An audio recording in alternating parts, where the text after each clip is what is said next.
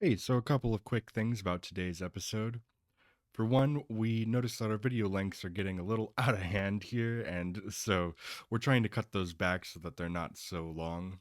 So we'll no longer be breaking down every film that we watch scene by scene. We really noticed it on this particular film that was going to create longer and longer episodes as we were going on. Also, just on a technical side of things, we had some audio issues that we've worked out for future episodes, but on this episode, unfortunately, we were still sorting those things out. So, all that being said, I really enjoyed this conversation with Kyle that we had this episode. So, despite its very long length, I hope you still enjoy the episode.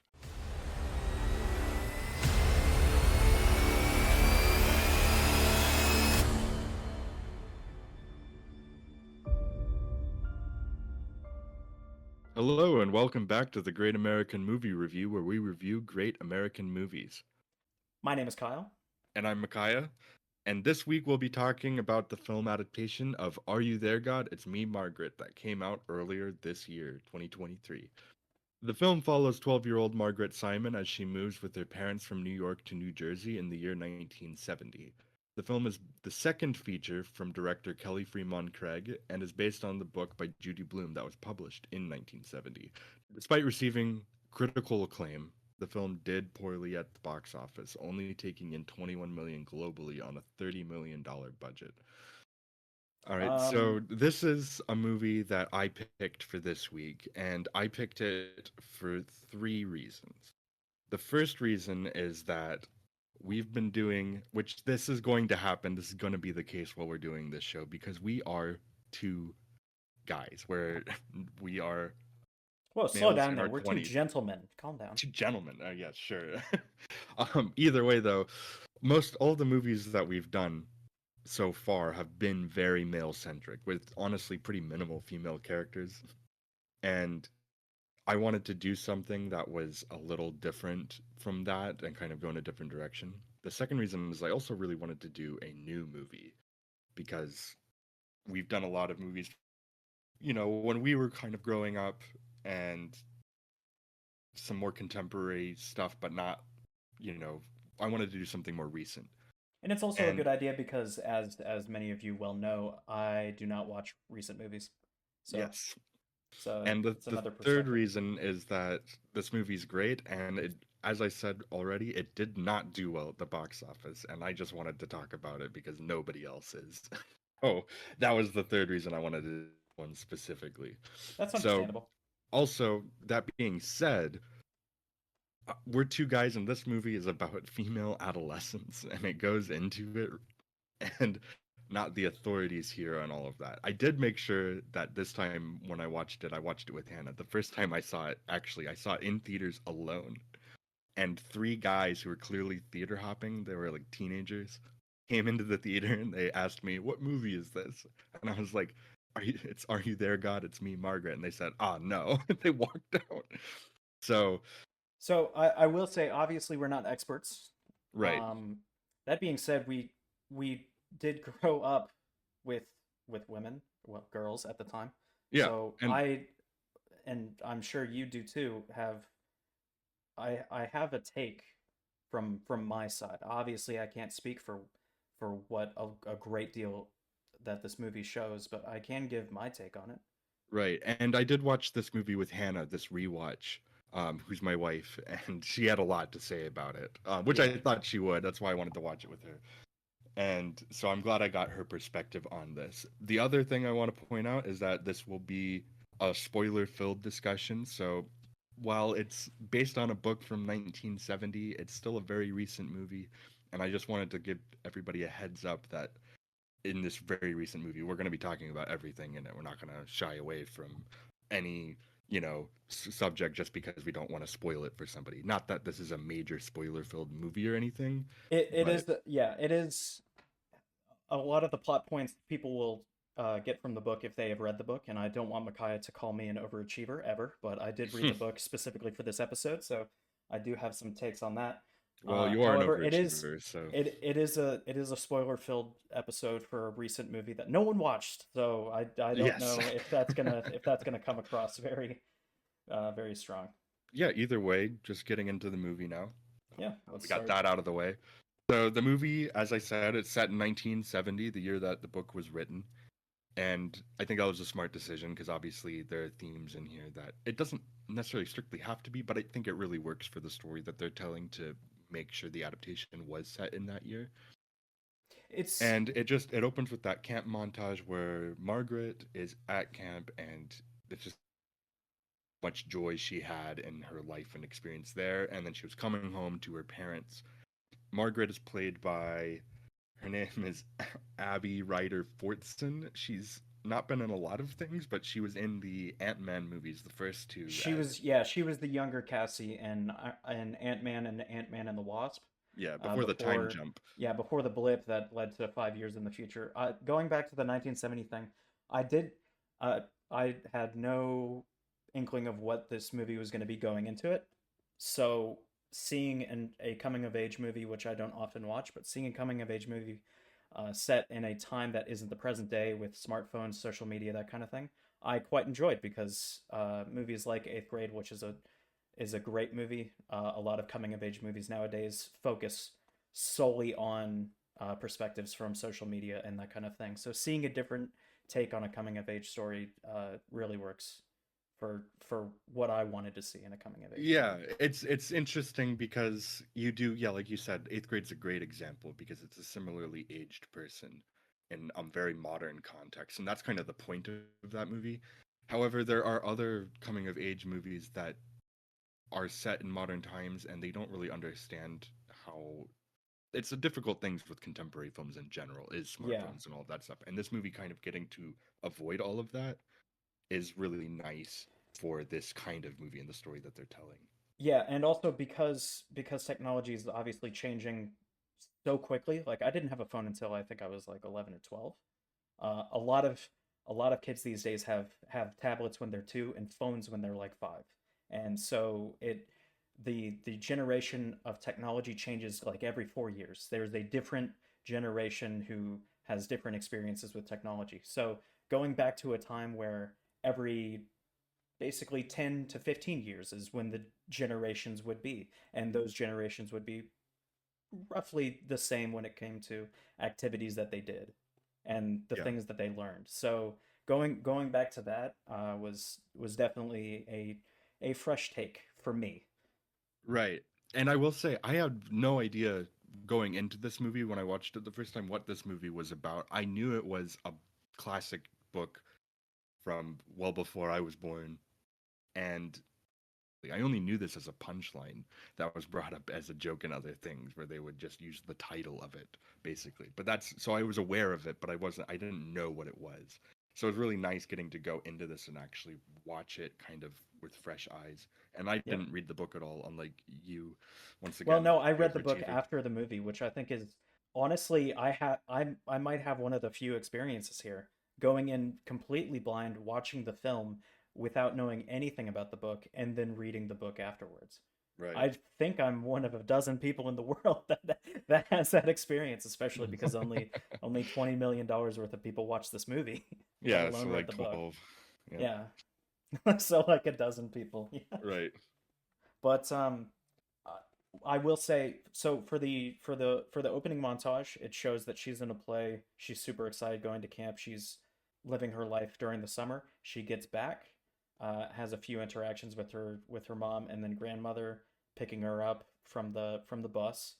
Go back to the apartment where there are boxes strewn about, and Sylvia, who is the grandmother played by Kathy Bates, whether it's accidental or whether she just lets it slip because of her thoughts on the situation. Oh, it's definitely on purpose. It definitely is on purpose, but we get the feeling from the parents that like they had talked about that Margaret was supposed to be kind of eased into the fact that they were moving. Yeah. So I mean, when she shows up from camp, they're like, we can bring it to the car. She's like, we got a car? Yeah, we got a car. It's like, why'd we get a yeah, car? And they're like, oh, we'll get into that later, basically. And then they get home. She's like, why are there boxes? And right, then that's when grandma's like, because you're because you're moving. moving. Yeah, Which, by the way, mom is Barbara, played by Rachel McAdams, and right. dad is um, Herb, played Herb, by Benny Benny Safdie, Safdie. Yeah, who's the director of him and his brother directed Good Time and Uncut Gems. So it's been Cool. Two interesting. movies I have not seen. But Yeah. it is fascinating that now that you say he's a director, because I kind of got the feeling that he was just typecast as person who could be played as a Jewish husband to a Christian. Well, they're non-denominational now, Well, but you actually saw um, him acting in another movie recently. Do you know what that is? absolutely not. He was in But Oppenheimer. was he really? Yeah, he was why What can't I did he think play? of his name? Right. He was Teller. He was Edward Teller. Was he Yeah, he Teller? just had an accent. No. Yeah. He's a really good actor. He's also That in that movie Good Time that he directed. no And he's way. great in that movie too. He's a really good actor. He is a very good actor. I couldn't even tell that that was the same guy. Well, the Yeah, glasses, he's been the popping glasses up a helped. lot. And anybody with glasses, once they take out glasses, I'm like, where did the other guy go? Right. So, but I will say at the start, I wasn't very impressed with his performance because they didn't really give him much. He was just No. stereotypical dad, but they really gave him a lot more in the film. Right. But Both the but some parents, really, especially Barbara, they give a yeah, lot. Rachel McAdams did a fantastic job in this I movie. think that Rachel McAdams, I think that mother roles like this that are, not wrought with some greater like addiction or some other thing going on are Yeah, frequently overlooked when it comes to like great acting performances because yeah, it is just like, oh, she's playing a good mom. And yeah. so well. I think You that it is an awards caliber performance. I think it's going to abs get recognized, but I think it's up there. I honestly hope it does, Yeah. especially because midway through the film, all I could think of was I don't believe that these parents are real. These parents are too good.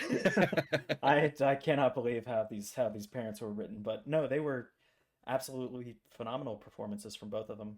Right. The thing that I will say, up until the point where they actually move, none of this is in the book. Okay. The book straight starts with them already moving to New Jersey, and it's starting there. So it's starting with them unpacking. I Yeah. do like the addition to this movie of the opening sequence. Obviously, we have to get a feel for the dynamics between parents, between grandmother, and between Margaret. It's a great introduction to the grandmother character played by And Kathy Bates. there's a couple of good comedy things, like when they said they were moving, I assumed, oh, they're probably going to like California, knowing the 70s or something like that, and No. they're like, no, we're moving to New Jersey, and the Oh, typical come on. yeah, the typical stereotyping of New Jersey being hell on earth. Right. Something that came through in the book but it doesn't really come through in the movie is grandmother and Margaret and family don't see each other often.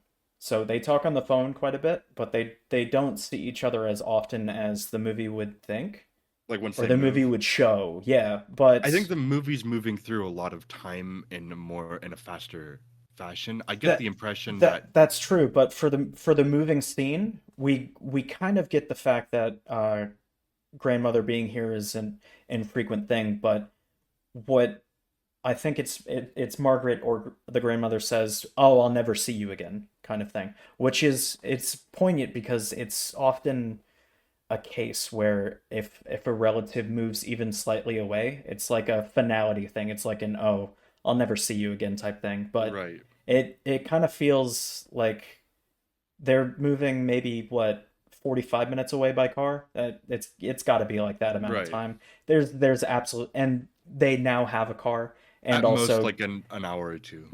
yeah, because I don't think it's said in the movie, but Herb is staying. He's being promoted, but he's staying in the same industry, and the industry is in New York. It's insurance, and in the book, it's clear that they are moving to New Jersey, but he is commuting back to New York. Oh yeah.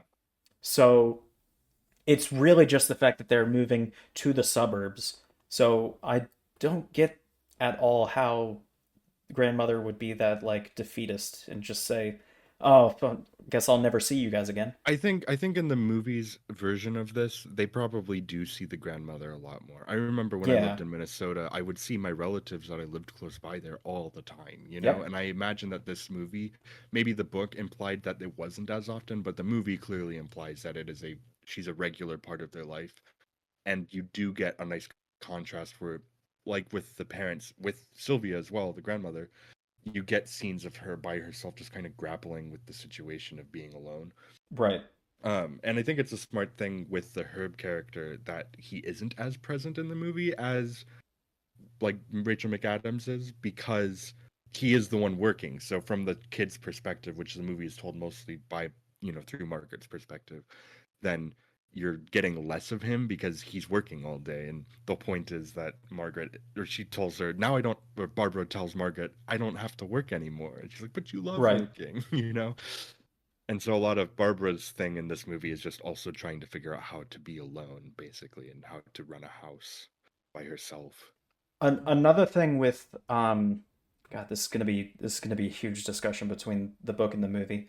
But the Barbara character is not a lot like she is in the movie.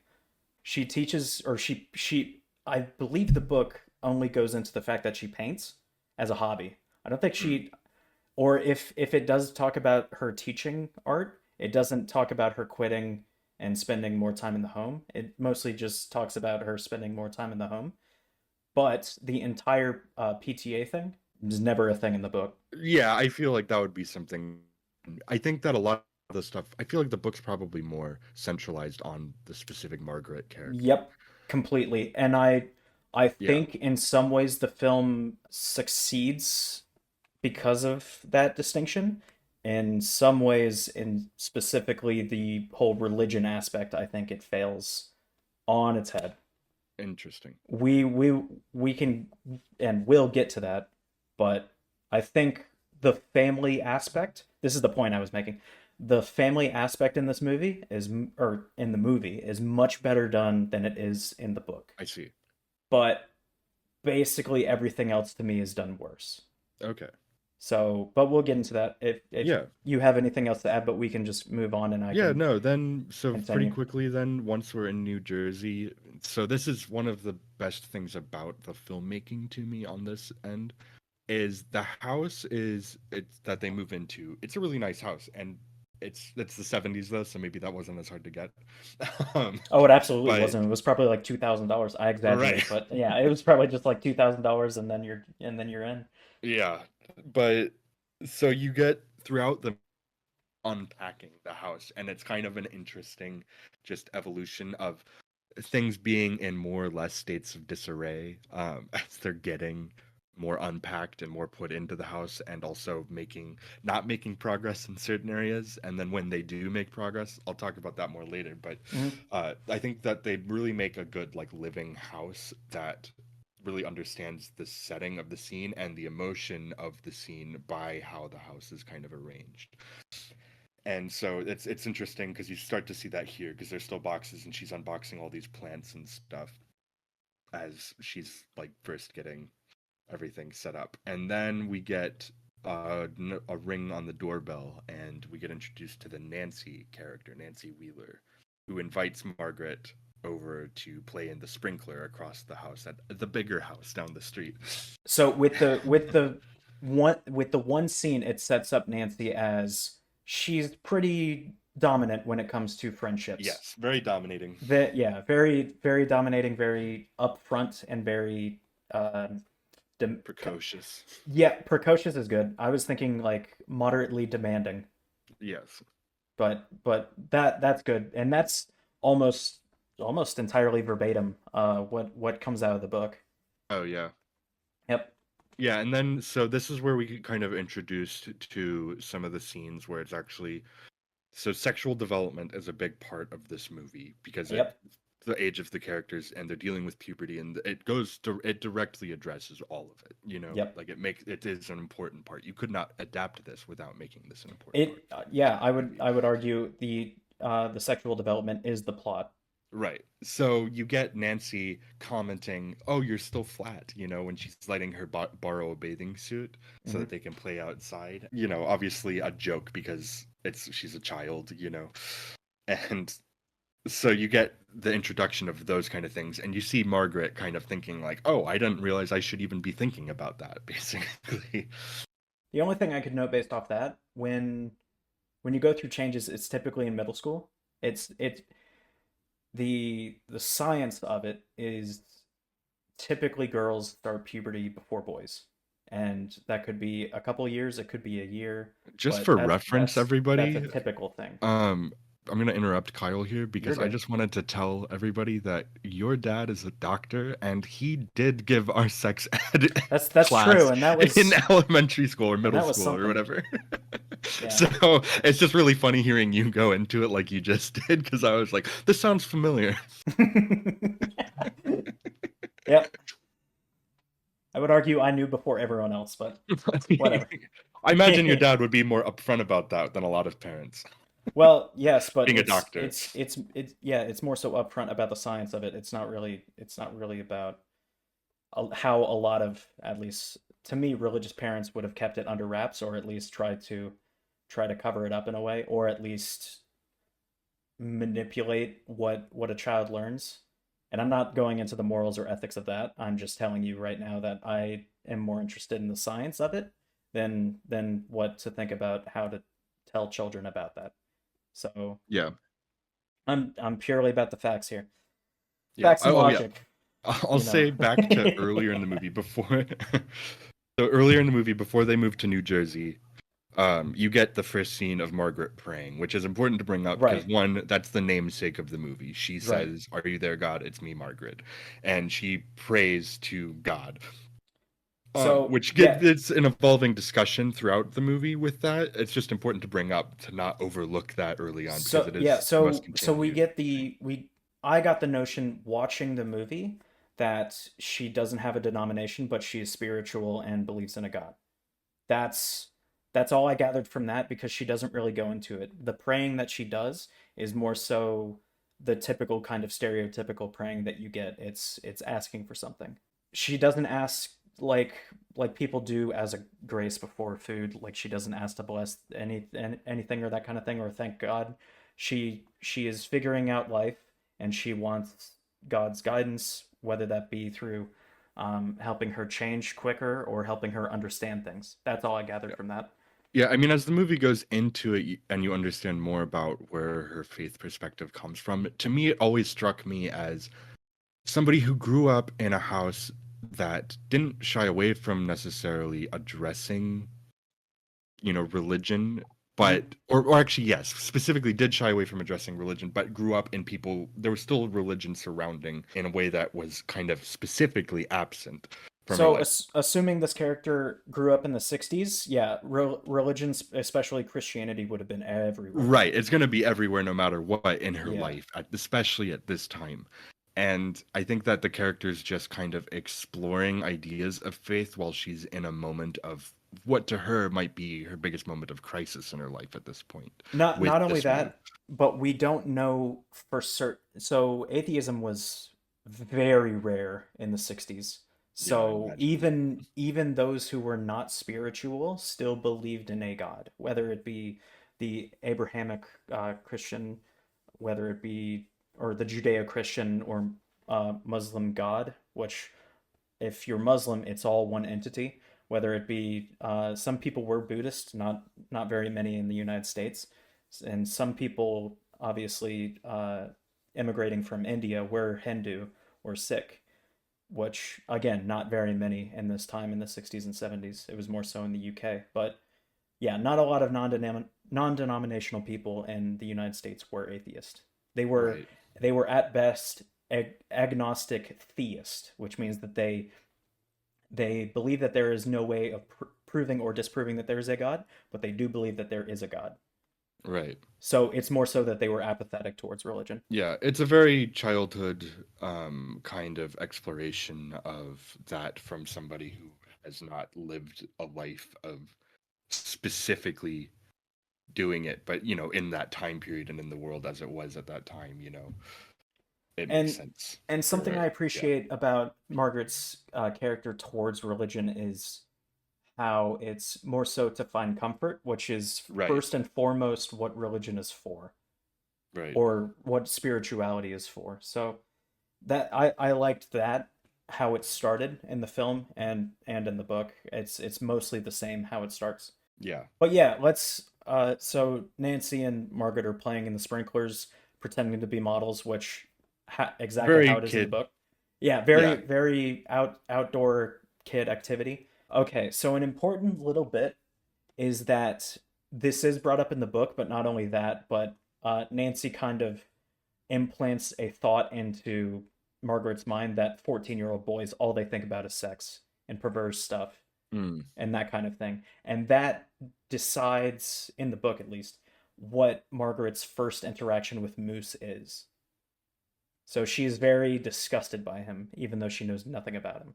Okay, so they kind of Only that, simplified that. right? Only that Evan and Moose laugh at the fact that they turned up the water pressure for the sprinkler. That is the I see. only thing that they did, and that's the only thing that Margaret knows for sure. But she's got suspicions.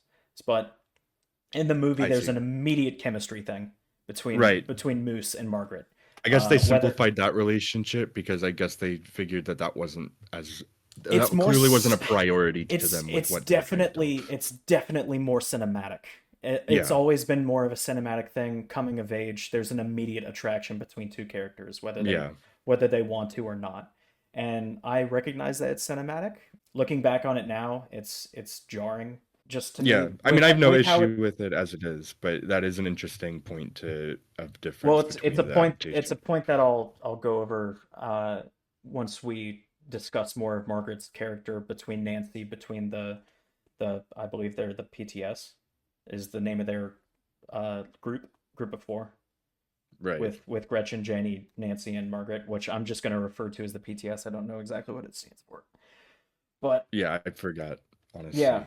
So Their if you little want to, club. do you have anything to add? No, no. Then it just kind of from here it moves on to. Oh, it does introduce the. There's a running kind of bit in this movie that No Moose socks. mows everybody's lawns, Oh, that too. Yeah, and her dad doesn't want to take him up on the offer because he's like, because I got this new mower and I'm excited to use it yeah, not myself. only Yeah, that, but you can tell they're moving from a an like urban style New right. York apartment. He actually wants to do yard work He for a wants to change. experience this part of He life, wants to this experience suburb life. Yeah. yeah, kind of an American dream kind of Hmm. house situation with his own yard, and he gets to mow his yard. Yeah, he's Yeah. clearly In excited the about that. book, that is the only thing that Moose says to Margaret in the first interaction is just, "Hey, Oh, by the okay. way, tell your dad I'll cut your lawn That's for funny. $5." Yep. Yeah. And then she's like, "All right, I'll keep that in mind, I guess." Yeah, yeah. So then we get our first day of school, which Nancy told her to be in the club, she has to not wear socks to school, which means Yep. when she does that, her mom's like, "Are you sure you don't want to wear socks? You're gonna get blisters." And then she's like, "No, no, I don't. I just don't want to wear socks." And then her mom's like, "Okay," which is a great just little moment of acting from Rachel McAdams. Oh yeah. But then you get her actually going to immediately Well, before and you she's can even see the at the blisters. building. She's Yeah. got these horrible blisters. Yeah, on the backs of her feet. Yeah, and then we get introduced to the classroom setting itself, which you get all of the students, you get to introduce to the other members of the club. You get the teacher, which I forgot the teacher's name, but I'm gonna call him Miles. yeah, something Here like that. I've got the But yeah, he's not a Mr. Benedict, huge Miles role Benedict. in the movie. Miles Benedict. Okay, Mr. Benedict. So when Mr. Benedict kind of introduces himself, he's not a huge role, but I do think they do a good job of making him make an impression still and being Yeah, important to the character. So yeah, you get the first day yeah. of school, you get introduced to some of the other classmates, Laura Danker, the nerdy kid with the glasses that I can't remember his name right now, but Norman. Norman, yes, Norman Fisher. And Norman Osborn. Norman I Osborn. think And of myself then the as a one kid scientist. that Right. the I butchered that line. you did. The Philip Leroy character who all the other girls think is so hot, and it's just really funny watching it as an adult because obviously it's playing Yeah. it for a Now, joke. as a quick, uh, I really like how the actress who played Laura Denker played Laura Denker. Yes.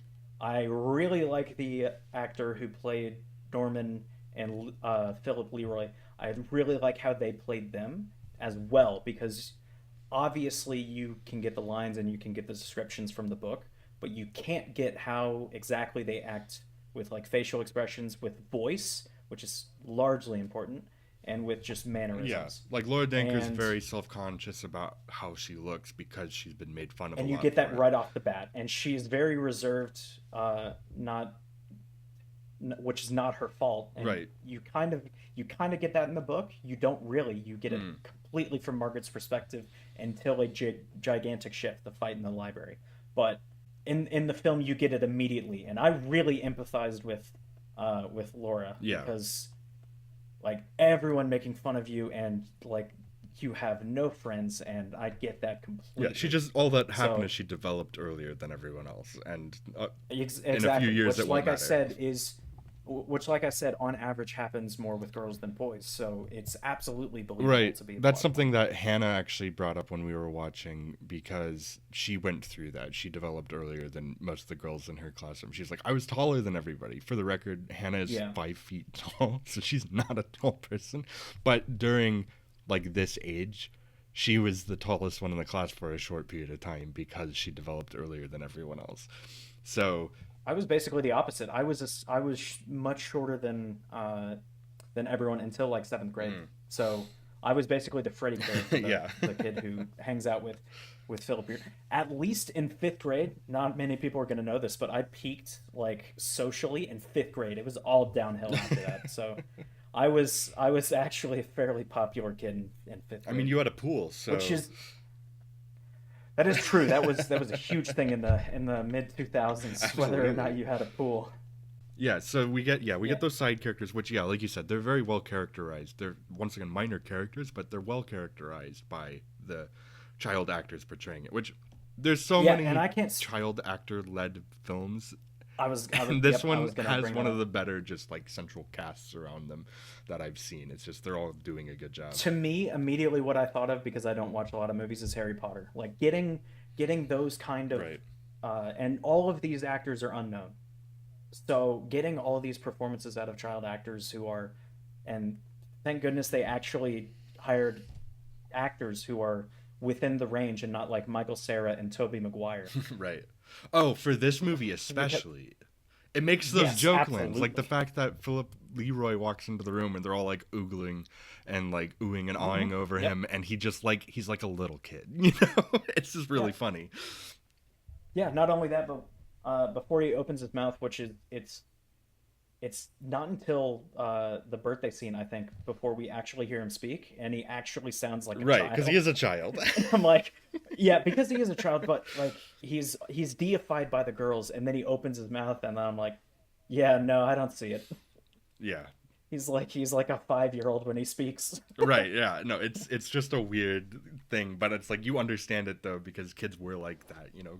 They just are. They're like, "Oh, I'm Yeah, developing and I'm getting kids are like that. emotions and feelings and this this boy is attractive to me and I'm going to like say something about it." But it's just really funny Yeah, watching it from an adult perspective.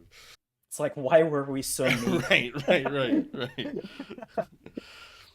Yeah, so from here we move on back. So this movie, I mean, it's progressing through a lot of time, so the scenes all pretty jump around through time pretty Yeah, it we're flows talking about well. the scenes longer than they actually go on Right. for.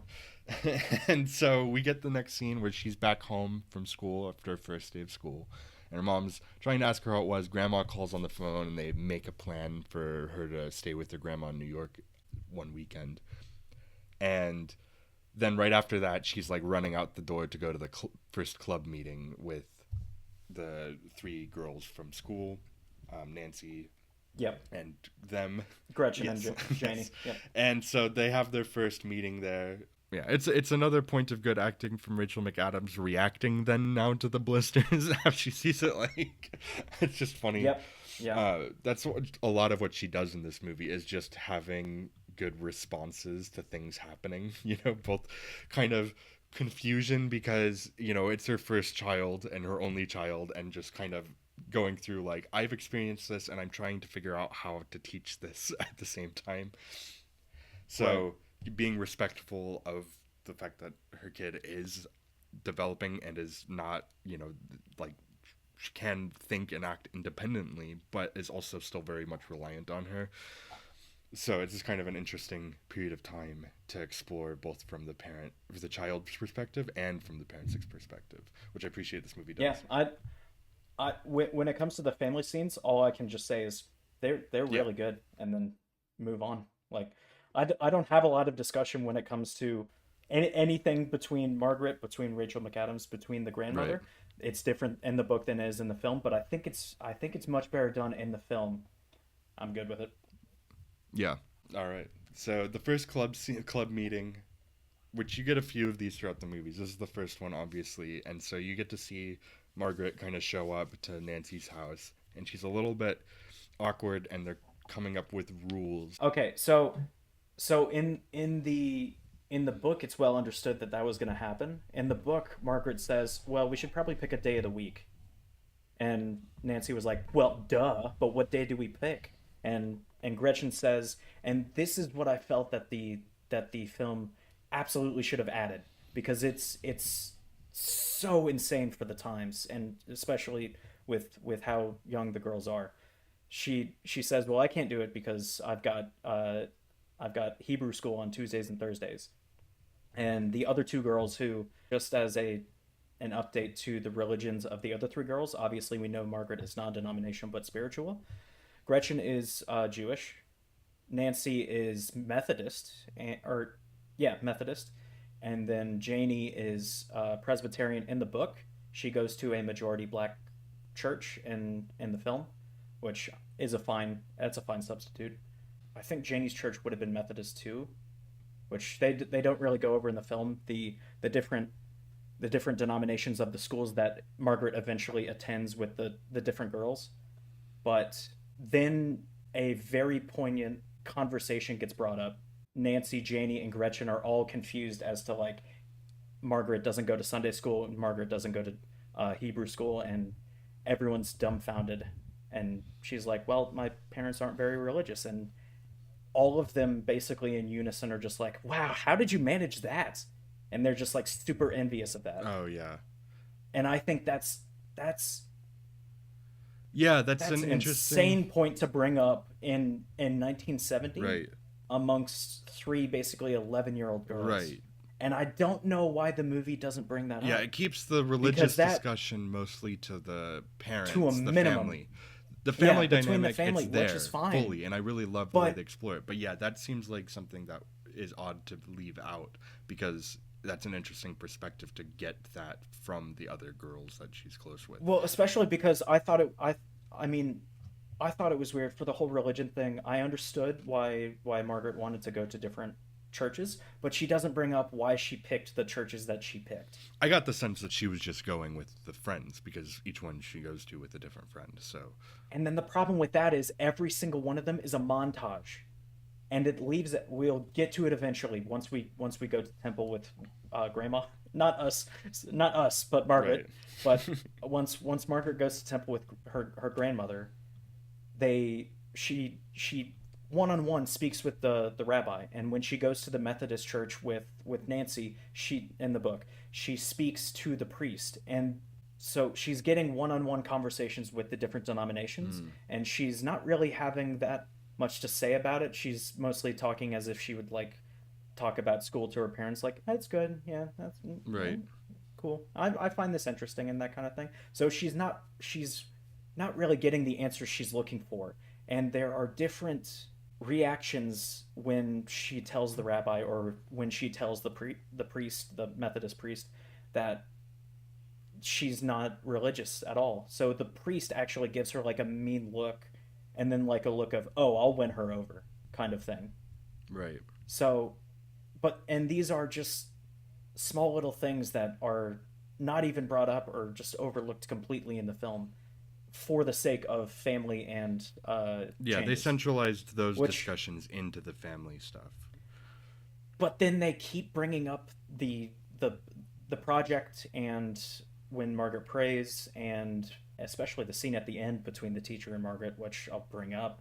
But I feel like there's payoffs that are being played out that are lacking a setup when it comes to those religious Oh, okay. points. So, and I'll bring those Yeah. up eventually. Did you feel that before you before you read the book, or did you feel that while you were watching the movie originally? So, not as much, but I felt, especially at the end, I was like, is there some editing issues, or did I like not, did I space out during some of the scenes? Because, like, in the end, when she talks to Mr. Benedict and she thanks him for all that he didn't do anything. He suggested a religion as a topic because she doesn't know a lot about it. She thought it was a good idea. She pursued it, and then she eventually breaks down and says she can't do that. And all he does is say Margaret, Margaret, and then just doesn't say anything between those two I see scenes. what you're saying. He does absolutely nothing. He Yeah, if there was something more to that, what like seeing what he did throughout the movie, but his role, like I said before, he makes a lot of his presence within the movie, which is pretty minimal. So having a more minimal presence and then kind of having this big correct. thank And you at the end to him. the big thank you at the end, not in the book. Literally, the last thing we hear from the teacher is a goodbye Oh announcement. yeah, So and not a one-on-one with Margaret at interesting. all. It's after the crying in the bathroom scene, which is in the book. We don't get any payoff between the teacher and that, which I kind of understand because of the fact that in between those two scenes, the that scene and when she eventually gets her period, that's when she picks up the spirituality again. So she not only doesn't pray to God, but she doesn't think about God Interesting. between those two things in the book, which hit a lot harder knowing everything from the book. But I don't get any of that from the Right. film. So it's just something that, and I'm not angry at the film for that because you can choose to adapt Right. how you want to adapt. It's just disappointing going back and reading the book and seeing, oh, why didn't they bring that up? That that those would have been great points, but it's those kind of things that hurt it for me. Yeah, I see what you're saying. Right. I never felt like there was anything missing, but that's a good point to bring up. And I like your perspective on having read the book. Or they added payoffs that didn't really have a Right. setup. If you which they Right. I didn't think too much of her thinking the teacher scene, but I understand what you're saying with maybe that didn't hit right for you because yeah. that's where it's like I think the performances in the movie kind of elevate that. You get the sense of his emotional like response as a teacher and kind of trying to specifically help guide her because you get a few scenes of him talking to her one on one. And I feel like Yeah. in those scenes, you get that he's a very caring teacher. So when she says thank you, it's like, yeah, he was a good teacher, and this was his first year, and he's a little nervous at the beginning. So it's a nice little. Maybe, maybe you didn't need to give the teacher a little arc throughout the movie. You know, even if it, however minimal it is, maybe you didn't need that. But it felt like the conclusion to his arc that he got told he did a good job. You know, but And in my opinion, it's the conclusion to an arc that wasn't an arc because he doesn't change throughout the whole thing. He just has a few yeah, one-on-one scenes, doesn't really help her all that much, suggests a few things, and then she yeah. thanks him. So it's when it comes to character arcs, he has none. Yeah. So So not to keep things moving, or not to move on too quickly, not not to keep things not moving. yes, let's keep talking Well, about we're this. not even halfway through the movie because there's a lot of, like I said, there's a lot of Oh, I scenes know, in this movie, and I know. each one of them feels important and significant. So it's hard to just be like, I'm just going to ignore this part because it's not important. Everything in Yeah. the movie feels important to the characters and the development. Well, I mostly just want to talk about the themes because of the fact that I could harp on the similarities and Right. distinctions between the book and the movie for another couple Right. hours. So So then we follow through and we get rather than going through and bringing up every single plot point in this movie because like I said there are so many little moments because it's going through so much time with these characters. There are significant things that I just really like about the movie. Like so we get the scene that comes up next here where Barbara is at this place signing up for all these committees and she raises her hand for every committee. You get a lot of scenes throughout the movie of Rachel McAdams, Barbara being alone and just kind of working on cooking, which she's really bad at. And because clearly she yeah, hasn't really done much of it before. So every time she's cooking in the movie, she's like looking at it confused and it's all burned and bad, but she's trying to make the most of it. Or you get the scene where she's cutting the stars up for the committee that is just like an excessive task. And you get a bunch of scenes where she just gets to kind of grapple with this, emotion. And all of those scenes I approve of because of the fact that until a certain number of events in the book, there's no characterization essentially between the mom and the dad, other than they're the mom and the dad, and they have their thoughts about grandma and the other grandparents who we haven't talked about, but I can't remember when that's brought up in the film, but I guess we'll talk about it eventually. But I do like those characterization points between, and even the father gets a little bit more Right. characterization, like bringing in the lawn chair and being like, this is all I need to watch TV, like that kind of thing, is not done in the book. So characterization, Speaking of the lawn, somewhere in the middle yeah, here is where actually tries to mow the lawn and then like cuts his hand and he's bleeding, and cuts his hand because he doesn't that's when turn they off the officially motor. hire Moose to mow Yep. their lawn, which is really funny. Then from here we get the scene with Margaret asking for the bra, and they go shopping for a bra, and there's the person very politely still measures her, like clearly she's done this before. And she's like, Yeah. oh, not even big enough for this, but we'll do a grow bra that way if you have something. So then we go right to the next club meeting, which that's a great scene because or the bra getting scene, because she's with her mom, and she puts on the grow bra, and her mom asks, well, how is it? She's like, I want to take this off. I cannot wait to Yeah. take it off, which is exactly how Hannah feels Yeah, every day when she's that was putting on good. a bra. So I'm like, who made these Yeah. contraptions? They're horrible. Like, it's just metal and wires. You trap what you want to let Well, loose. and I it's don't funny too understand. watching this movie, and I'm like, there've really been no real developments in bra technology since this time, because they're still using the same stupid little Yeah. metal latches and everything. Yeah, Yeah, it's metal like, hook. who Yep. designed this and who never fixed it? It's all bad. But then, yeah, so then we get the second club meeting, and Nancy checks all the bras and stuff, and they do the boy book thing, and she wrote down Moose, and everybody else didn't, and so Margaret lies in this scene. But she still says, Yeah, they yeah, all say Philip Leroy. Philip Leroy, and And I like that. I think Margaret still puts down Philip Leroy, and she still has an infatuation, and again, it's just a crush until she realizes who right, he actually is. So it's more so just an infatuation, yeah, with Philip Leroy more so than an actual crush on Moose, and that's the reason why she puts down yeah, Philip. and But I like yeah, I like yeah, the way it's and done in in the this film, scene we also get the whole thing of the exercise to increase their bust size, as they say, where and that's verbatim in the book, and I could tell it was from the film because it's like, wow, yeah, well, that's see, you super see, weird. you say that it's super But weird. yeah, However, when that scene came up, Hannah said that she was told specifically to do that and did that as a kid. is I that don't because of the know if book it's a though? thing that existed. I'm pretty sure this must have existed before the book, Like, I don't think this is a thing that started at Judy Blume's book, I think this Huh? clearly existed beforehand, and clearly Was it more so just a thing to do, or was it because I know boys have a similar thing where we were told to sleep basically 14 hours a day to increase our height, and that's purely based off the fact that growing pains tend to hurt less when you're sleeping, but also when you sleep, because gravity still works the same way, you actually increase your height temporarily for like 2 centimeters right, when you're an because you get adult. compressed by gravity standing So, up all day. but you get compressed from gravity horizontally instead of vertically. So the second you stand up, gravity starts compressing you Yeah. back or compressing your spine. So it's more so just an No, urban I will legend say amongst Hannah boys was to not like told this.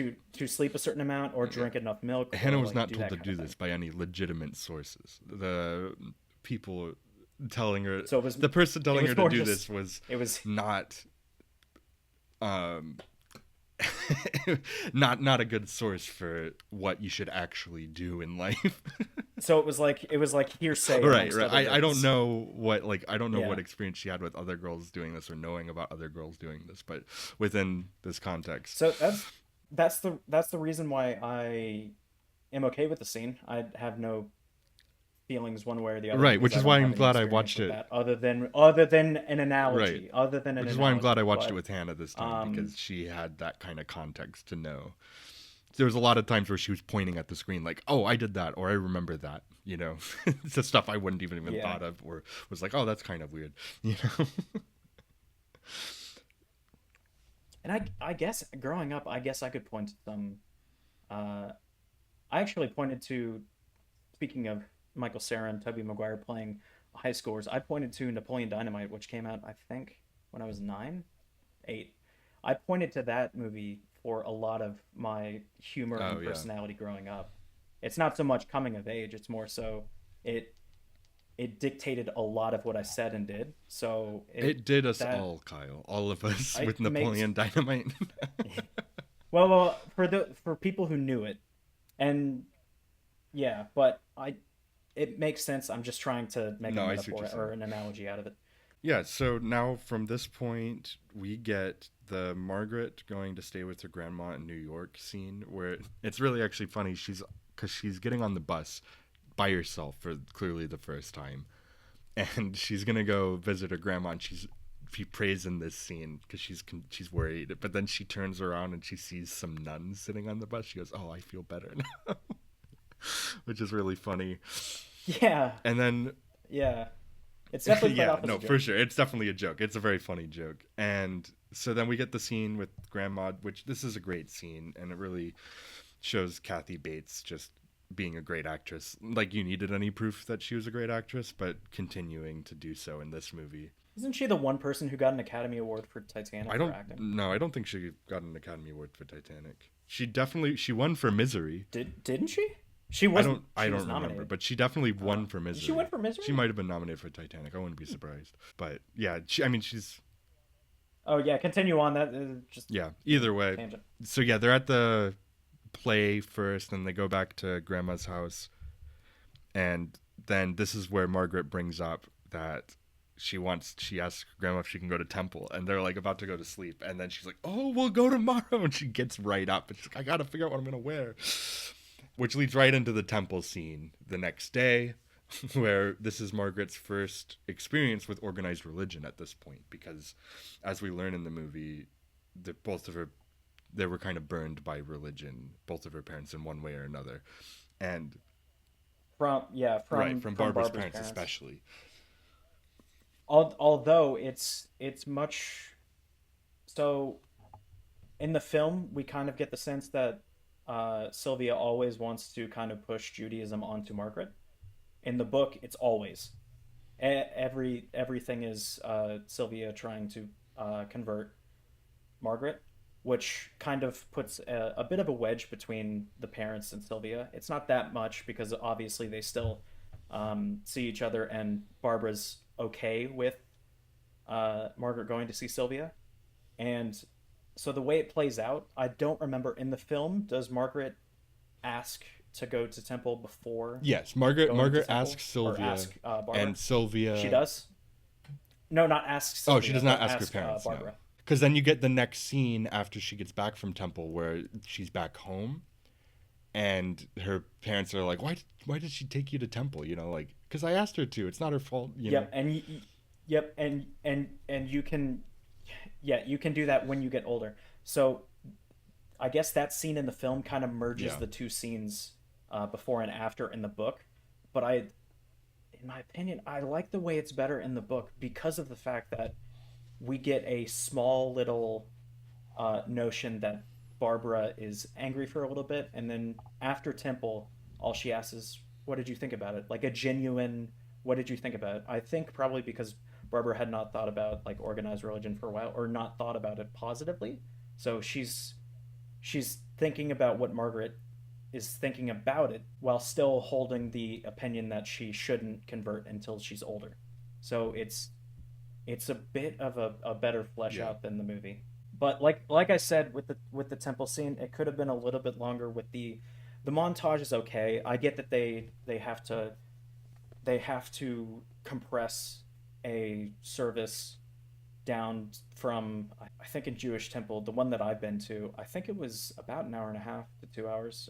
Yeah, they have to compress 2 hours down to just a minute and a half for a movie, and I get that, but I still hold my opinion that taking out discussion with the rabbi is a little You would have bit liked to see that. uh, Yeah, of I a understand what worse you're saying. decision. Well, I think it would have fleshed out Margaret's thoughts on religion or her apathy on religion a Yeah, little I mean, bit I better. think we get that. I do think we Organized get religion, I that should pretty say. well in the next scene though, where she's with her mom being like, you don't have a religion, you'll get to decide when you're older. And she says, I'm 12, I'm basically an adult, which Hannah pointed out too is really funny because she's like, I definitely said stuff like that when I was 12, but watching it as an adult, it's like, no, you're not. You're a child, full blown. I also thought that when I was, Yeah, yeah, between 12 and stuff 15, like I that. absolutely thought that, and I think it has to do with the proportion of time. So 3 years to a Oh 12-year-old is yeah, 25% of your life. 3 years to a 27 or 50-year-old is like five. It's much lower. So I see right. where that point comes from. Yeah, when you look back on it as an It's adult, you're just it kind of makes like, it. It's one of those that's things not where it even makes close it to an very adult. funny watching it as an adult, even though as a kid you truly felt that at points. Yeah, as a kid, if I had seen this movie, I absolutely would Oh, have for agreed with sure. Margaret there. And so then we get now the second club meeting, where, or sorry, no, the third club meeting, where Gretchen has Yeah, we talked about the her boy book. dad's anatomy book. So you get that Gretchen's dad's a doctor, and so you get Hmm. she's pulls out an image of a very scientific image of a penis.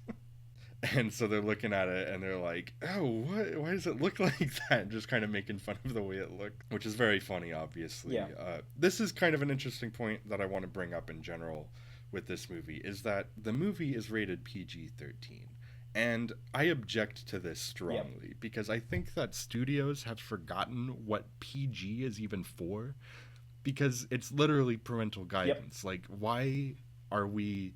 This movie is, I think, would be beneficial for a lot of kids to see under 13, especially girls.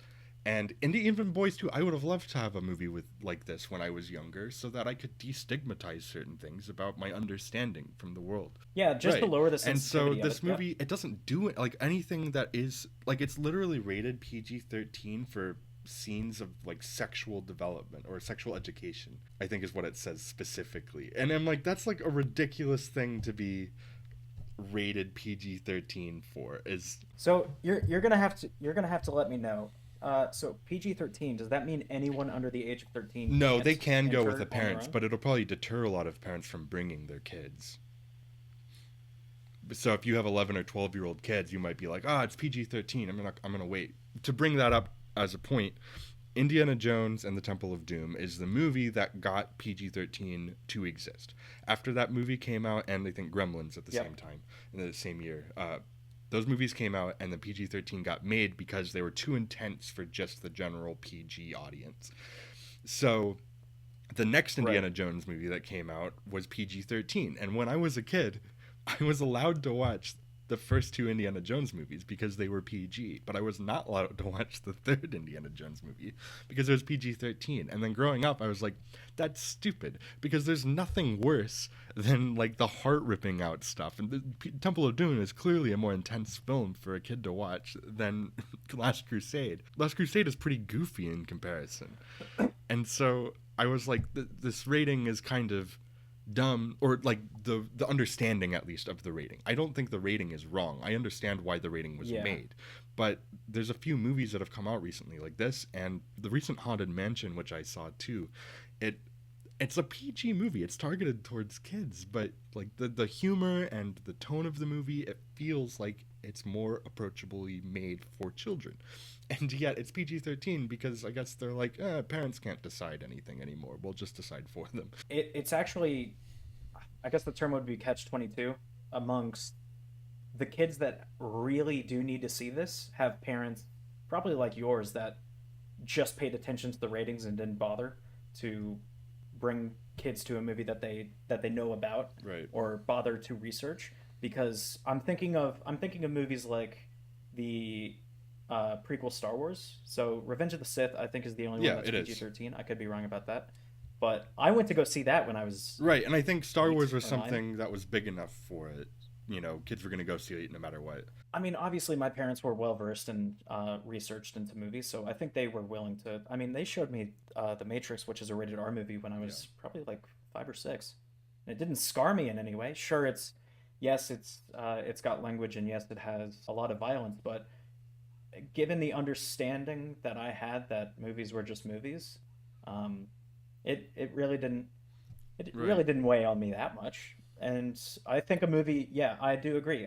I think a lot of children should watch this movie. And given the fact that it's PG-13, a lot of parents who are not going to inform their children about changes that would be Yeah. explained a little bit better if they had seen this movie, are not going to bother to see this or bring their children to. So yeah, Yeah, it's a catch yeah, 22 it's for them. really tricky. And also, I think it also impacts the marketing of the movie too. I'm not saying this movie would have been a hit. I Yeah, I'm think you not could have saying stopped at it's really tricky. Full stop. I'm not saying this movie would have been a hit if it was PG. I still think it probably would have bombed. But with it being PG, you're not going to see ads for this on Nickelodeon, being PG-13. You're going to like Yeah, the Marvel yeah. movies, parents bring their kids to Well, I Marvel don't know about movies that. all the time. I go to Yeah, I was about to say Marvel movies and DCEU movies But are those are like the are biggest things constantly in the on Nickelodeon, world, as far as I and know. I guess parents have decided that this is friendly enough. Also, how much? There's no way, if the budget's estimated at 30 million, I don't believe for a second that they would have, if it was just PG, if they would have spent more on marketing. I'm not saying it would have like fully helped out the marketing, but I'm just saying maybe it would have been easier because I think, like I said, the demographic that you really want to reach with a movie like this is younger. So I don't know. Yeah. I've become kind of frustrated with ratings and the way that, like, recently in America at least, that movies have become so, it's like, I don't know, they're just very sensitive, particularly around sexual stuff. Which, like I said, in this movie, it's sexual education. It's literally rated PG-13 for sexual education and thematic elements. Is that seriously sexual I'm dead education? Serious. Is Like, why let it's me look PG-13? it up quick because I'm God. pretty positive. Like, it's so the actual MPAA rating is PG-13 for thematic material involving sexual education and some suggestive material. Which, I mean, like, you could That's say that insane. and put it on a PG movie, you know? Like, I don't know. I Yeah, don't you get it. could. I don't get it, and it doesn't make any sense to me. But whatever. It is what it is. It doesn't change the movie at all. It just is kind of an oddity to me. Yeah, I think this shows everything with Yeah. how the United States sees Yep. things. So in Canada it's PG, in Quebec it's G, Yeah. and in the United Kingdom it's PG. So I think that's more so, yeah, Yeah. that's That that's I really well, just America no, for you. that's true though. Don't include Like that in the the edit. American perception, especially within No, it's true, but sexuality, yeah. is so regressive. It's so repressed that I just anything that's remotely sexual, even in an education form, which, by the way, sexual education is just a nightmare in this country. Like, it barely exists. So, like, yeah, it's Yeah. just My your dad probably dad's did the the only best job person who of talked anyone to in the me at all state. about sexual education in my time at school. So, See? Exactly. and Case he wasn't a teacher or case in anything. He point. was just a doctor that they brought in to talk to us. So, Yeah, the only other thing I can remember is, and I want to say it was 6th grade or something like that. There was a person to come in to talk to us about STIs and STDs. I don't remember if yeah, you there was remember somebody that, to but talk about, but that was it um, though. It was like very basic sexual education, yeah, that and was then it it. was It was just those and two things. STDs. I'm like, okay, now I'm like afraid about sex. Hmm. That's all I felt about sex leaving school. It's just like that's scary. Sex is scary. You should never do Yeah. it. To be fair, it can be, but yeah, still, it doesn't help No. just scaring a It child to doesn't. inform Yeah, them. you just there's like a proper education is actually needed, which this movie is trying to do to some extent. So, yeah, that's me on my high horse talking about it. Yeah, But it's not just education though. It's trying to relate. It's trying to attack this point by using a yeah, relatable vessel, if you will. It's not just having a teacher come in and tell them. It literally does, but it's a small scene. But it's mostly having to do with how a yeah, child would deal with this kind of thing. So, and that's more important than just educating, because it's giving them an emotional Yeah, sense of but what that's happens. just, yeah, me on my soapbox.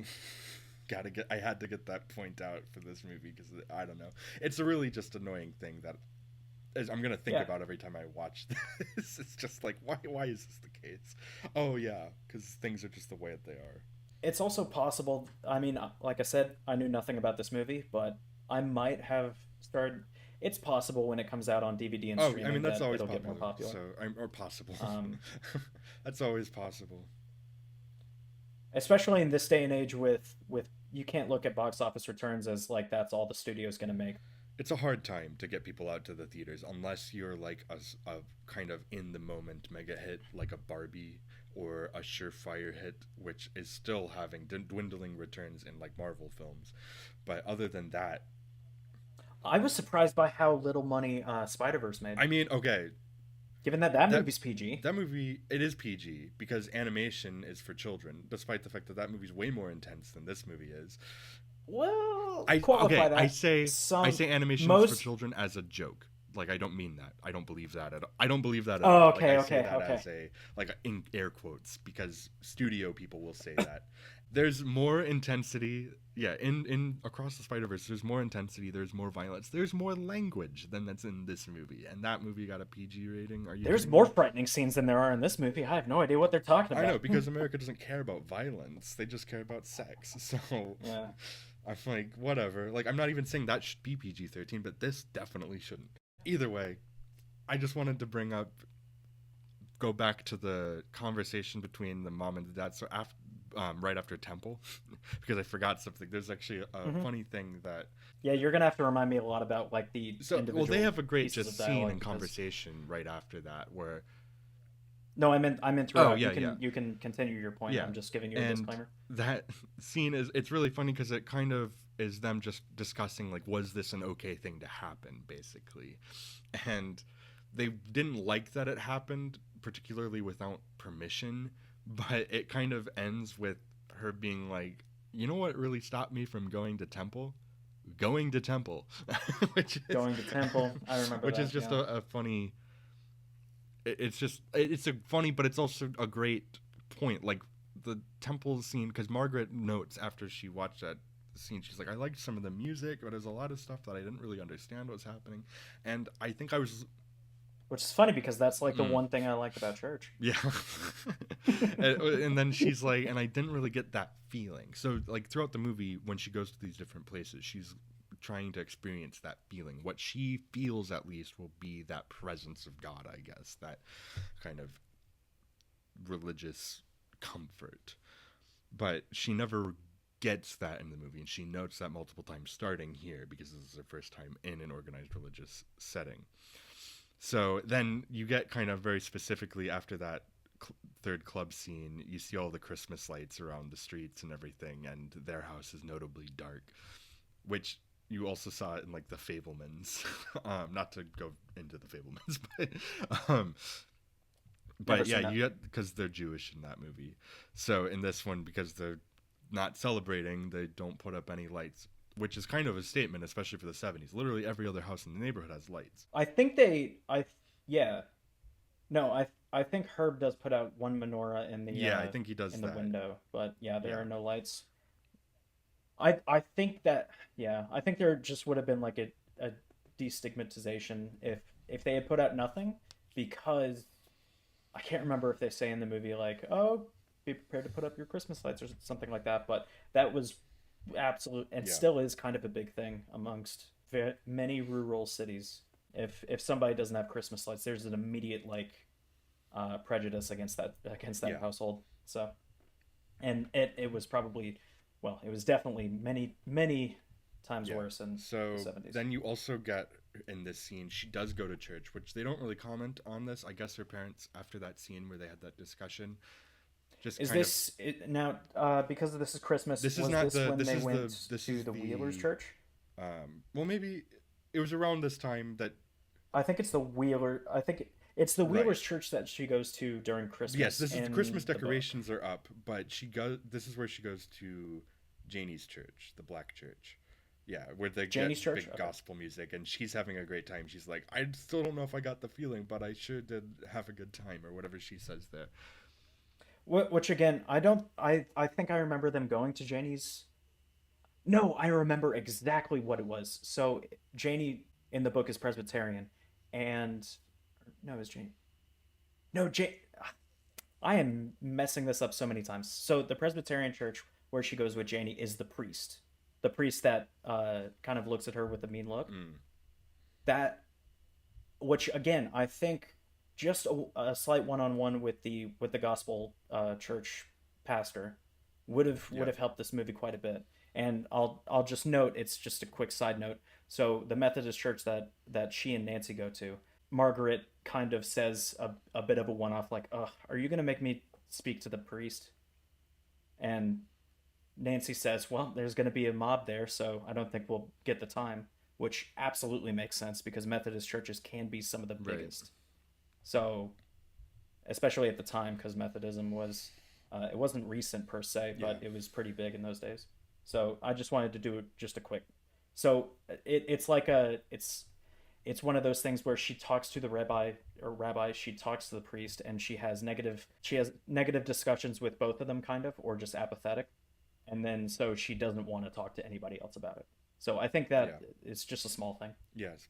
So then, yeah, then we get after this, we see the she gets the card. She gets the birthday invitation from Norman Fisher of From all Norman. people. And she's like, why would he send me this? But then she finds out that not only did she get it, but everybody in the class gets it. And it's going to be a big deal. So they all get dressed up and they go to the birthday party, which is just total, just like parent, like they walk in and it's just awkward because it's kids, you know. And you get some typical kind of birthday party scenes where they're playing games, like spin the bottle, and then a variation on like 7 minutes in heaven where she's like 2 minutes in the closet, and she ends up getting going in the closet with Philip Leroy of all people, which Nancy's super jealous about. And he kisses Yeah. her like twice, and it's just really funny because she's like clearly like got kind of fluttered about it and enjoyed it, but she doesn't kiss him back. She just kind of gets kissed on the lips by him, and he does it twice. And then in the next scene, Nancy goes like, "Well, how was it? How many times?" And she was like, "I Yeah, don't know, and five." that's I actually the stopped counting Christmas after service that. that she goes to with Nancy that she's talking to her at.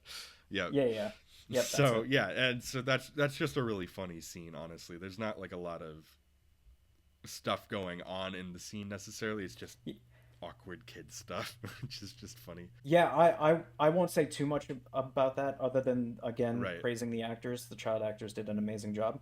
It goes more in depth in the book, obviously, but I'm okay with it just kind of being as simple as possible and kind of just getting the main Right. points across That's as where it's kind quickly of as also possible for making a the movie. movie just So more I get fun it.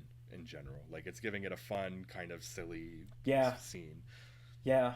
When I was reading it, it was a bit Oh of a yeah. slog, the whole birthday party thing. Like the like when Philip Leroy takes the, I think it's like Jello or something red or pink in his straw Flings and then it. spitting it onto the ceiling. Oh That really? goes on for 5 minutes.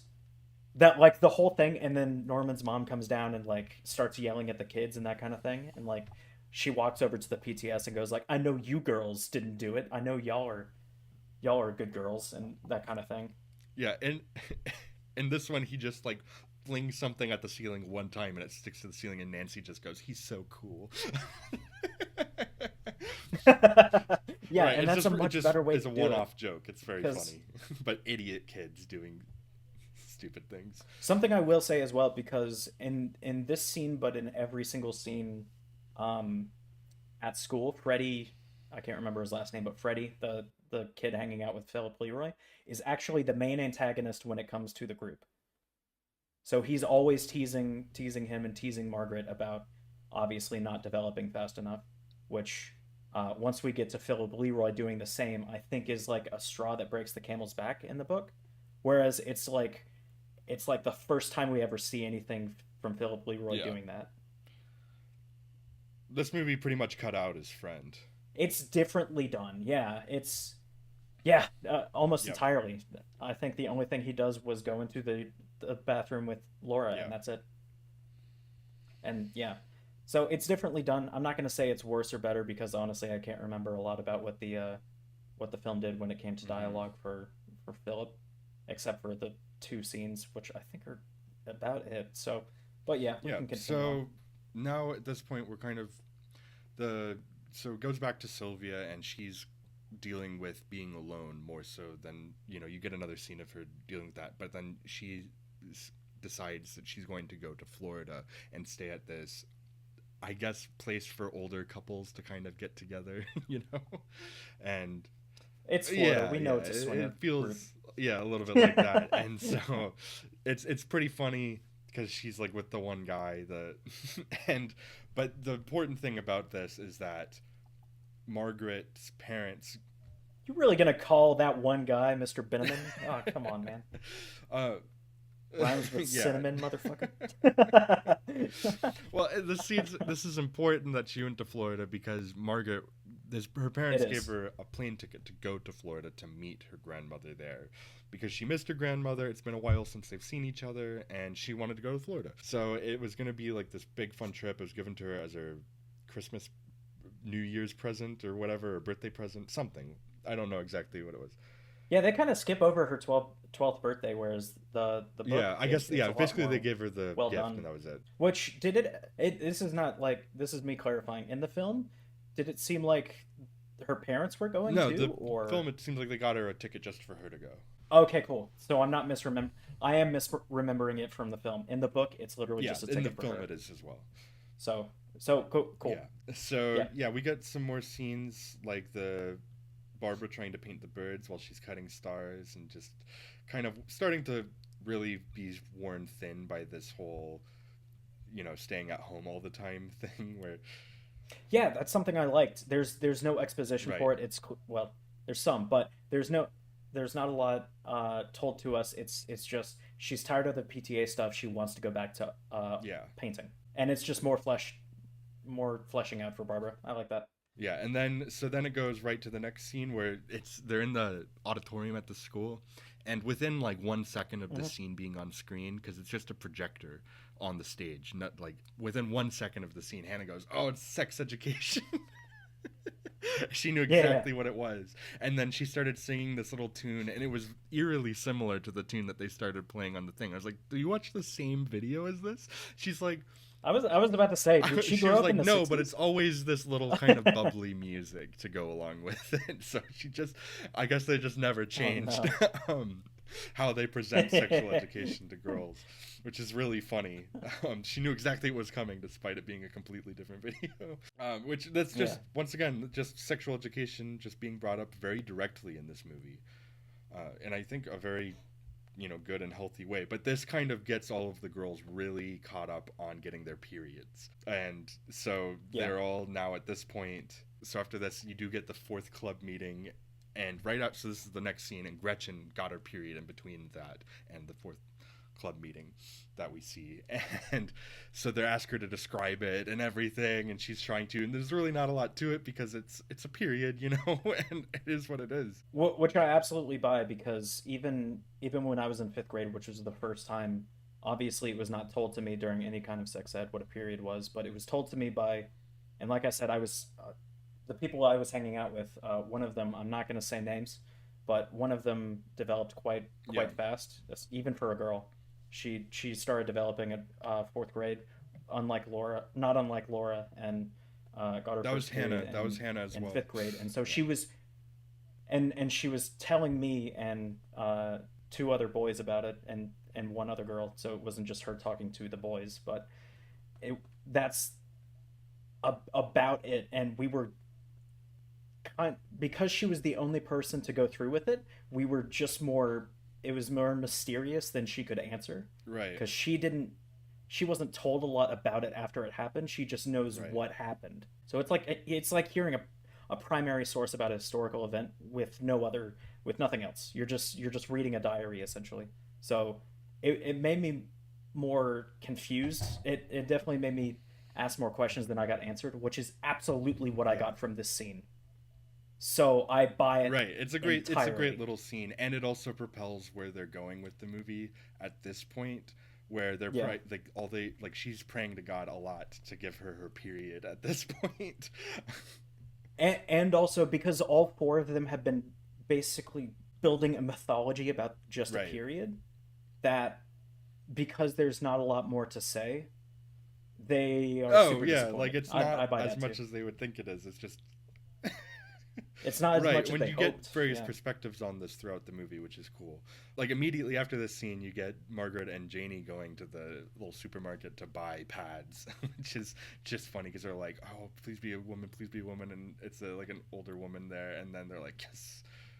Is this before or after a postcard is This sent is from Washington this D.C. is from Nancy before. to Margaret? This is right before This is because it all before? Okay. happens very quickly with the period Okay. stuff. So they go to the Yeah, store yeah. to buy pads. Ends up being a guy on the slowest. Yeah, they buy their pads and they're all like giddy and like, "Ooh, we did this thing," which is just kind of funny. Until they Yeah, see until that a they see boy that is the the boy clerk. is the clerk and that she like throws on some Tic Tacs Yeah. and she's like, "Why'd you get Tic Tacs?" She's like, "I don't know." Which in the book she throws on Oh just yeah, a random comb. So very yeah, pretty much. it's the same thing. So then Nancy is in Washington D.C. on vacation with her parents, and Hmm. Margaret gets a postcard from her saying just simply, "I got it," and she's like, "What?" And she rips up the Yep. postcard and she's so mad. Happens exactly in the book. She's furious that it's essentially down to her and Janie as Yeah. the last people to get it. And Yep. so then we get right after that the scene where now it's they're going to the Rockettes with the Wheelers. Like so Margaret is with the Wheelers and Moose going to see the Rockettes in New York. And just like a little excursion when they're out to eat at a restaurant, she goes to the bathroom with Nancy and Nancy has her period in the bathroom and Margaret's thinking that she already had her period, so she's like, "Why is she crying? Does she do this every Yeah. time?" She's And her like, mom's what's like, wrong? "This There's is her something first wrong. period," so she's just a little scared right now because she's really crying in there. She's scared, which is understandable. It's like you're bleeding out of your body. I don't think it's anything what Yeah. people expect. It's more and less than I think what people expect it to be. It's just kind of another interesting perspective. But then this is also important because then Margaret's really mad at Nancy from this point because Nancy lied to her and you know So there are two differences between that scene. I'll mention them quite quickly. So before they get up and go to the bathroom, Moose says, "You know what I like about you, Margaret?"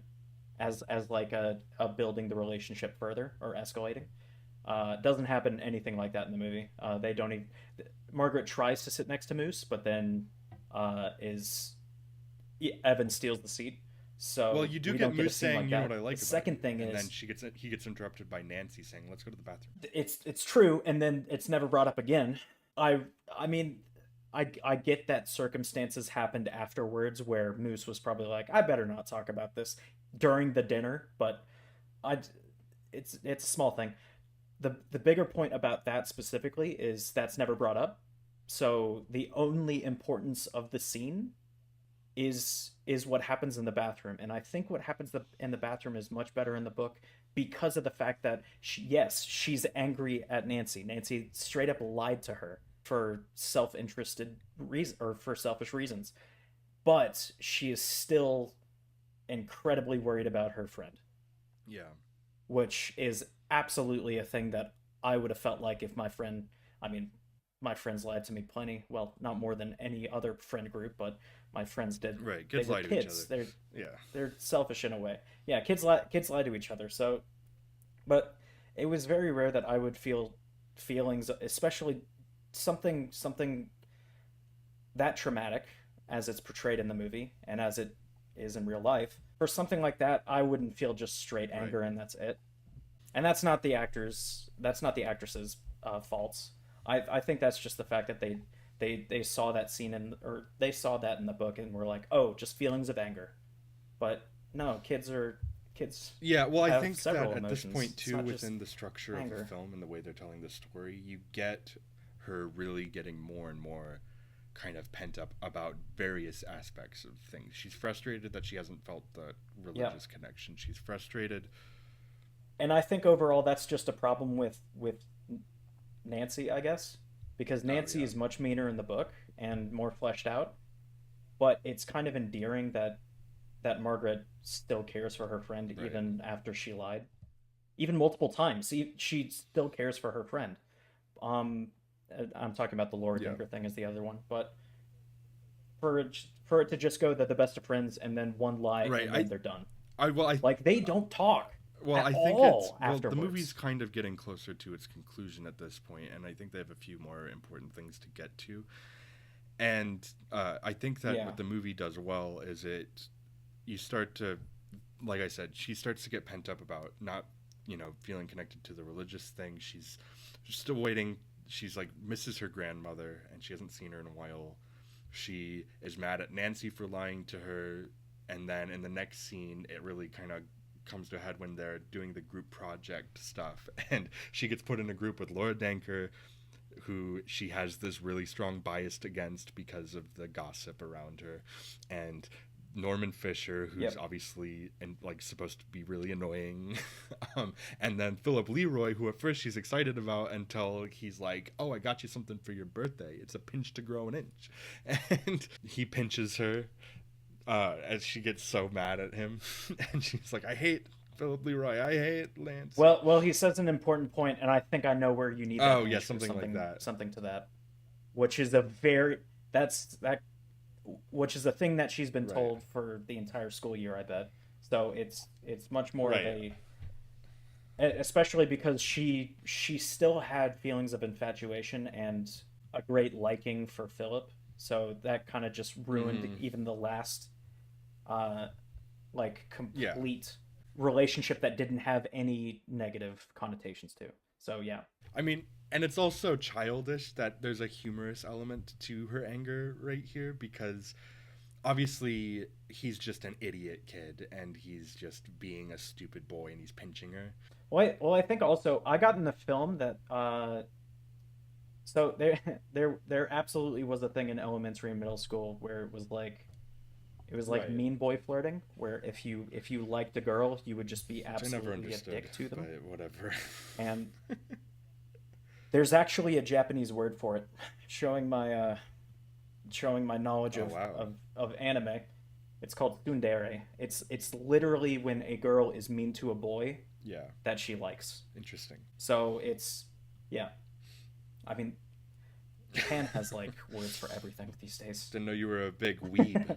It's not unlike Germany, but then again, Germany is I probably watch more it. anime I than it's not, but you. you absolutely do. You absolutely do. But I just Yeah, know no, it's just funny. I just know the memes surrounding it or the slang. It's Right. more so slang than it is. It's probably not going to come up in any anime that you watch, Yeah. but it doesn't come up in any anime I watch because that's almost exclusively One Punch Man. But I digress. It's just a in the film more so than the book. I got that Philip was trying to flirt with her, even whether he likes her or not. I think he gets the sense that he's Right. the cool kid, so he's just showing his power. Which he's so dumb, and I like that it's both Yes, he his is. stupidity and the way he acted because he's, like I said, an idiot kid, and her also like just being so emotionally full as a kid, like her thermometer's just all the way up, everything is overflow at this point that gets added into her life, and so she just Yeah. kind of blows up in her mind, and she's like screaming about it in her head, later, just about everything really, and she's like, why can't Florida just be here Yeah. already? Which then the next scene is important to bring up a previous scene in the movie, because after her teacher brought up the paper topic to talk about religion, because she said she hated organized religion in their introductory thing. Yeah, she talks to her mother about religion and asks why they aren't religious. Yeah, and her parents basically disowned her 14 years ago when Herb Right. and Barbara decided to get married because Herb is Jewish and Barbara was grew A up very strict in a Christian Christian household. household, a very Right, that strict was, yeah, they Christian disowned her household. for marrying a Jewish man. So she hasn't talked to them since her daughter, since Yep. like the last 14 years or so. And then she sends a Christmas card and they get back to her. Yes. So she sends a Christmas card because she's thinking about it, and Yeah. then yeah, her parents get back to her, and they're basically like, "I hope you let us stop by while we're coming out that way anyway," basically. And after another really good conversation between Herb and Barbara, where he's like, "Are you sure you want to do this? You know what they do to us, basically, like what it's like with them being around." And then she goes, "Yeah, but they're my parents, understanding where his frustration is coming from, and then he just kind of embraces her and goes, but they're your parents, you know. And they just kind of have this moment of like, this is gonna probably suck, but we're gonna do it because that relationship. So, do they say in the, it's kind of a big thing for this next scene. In fact, the differences between this and the next scene are potent enough to talk about for a bit. So, in the film, do they actually read out loud the letter that's sent, or does Barbara just kind of go over it and skim it? They read it.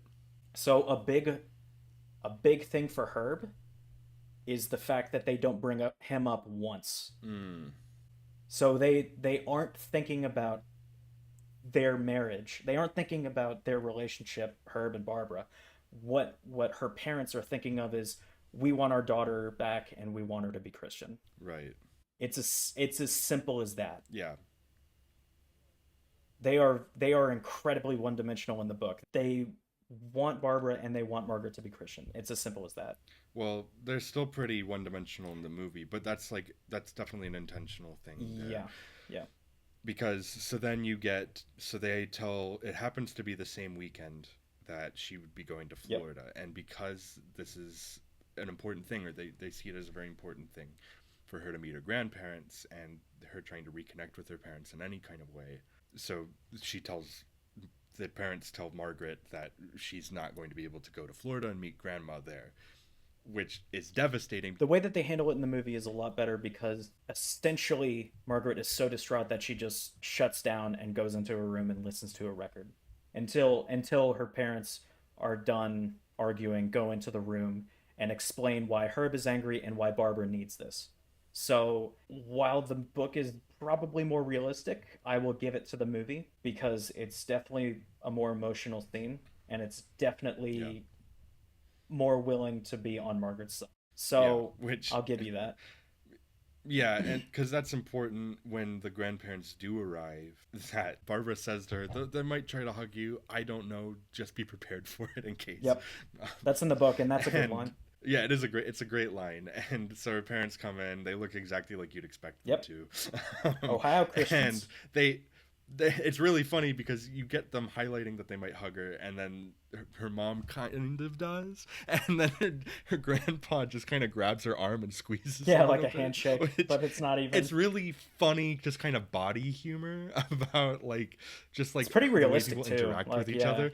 Yeah, very. It's funny because of how realistic it is, which I want to say is just kind of true for the whole yeah, movie. I think a lot of the humor just comes from the very honest nature of it and the way it represents these people going through this. Because it's not like grand situations. These are pretty much things that everybody goes through to some extent, you know? So when you break that down, I think what I really love about this is that it's presenting this almost mundane reality in a way that is still compelling cinematically. yeah, It is still a very entertaining and engrossing movie to watch about people who don't necessarily have a really hard life, who don't necessarily have like major things to overcome. They're just people just living their life, and life is itself enough of a thing to have to work through. It is, everybody does. yeah. The stakes in this movie are very minimal when it comes to a lot of the characters. Literally just growing Yeah, up. It picks up definitely having the grandparents there and having a right. family cut by religion, cut in half by religion. Yeah. That's definitely a higher stake, but it's more realistic than saving the world. And it's much more relatable.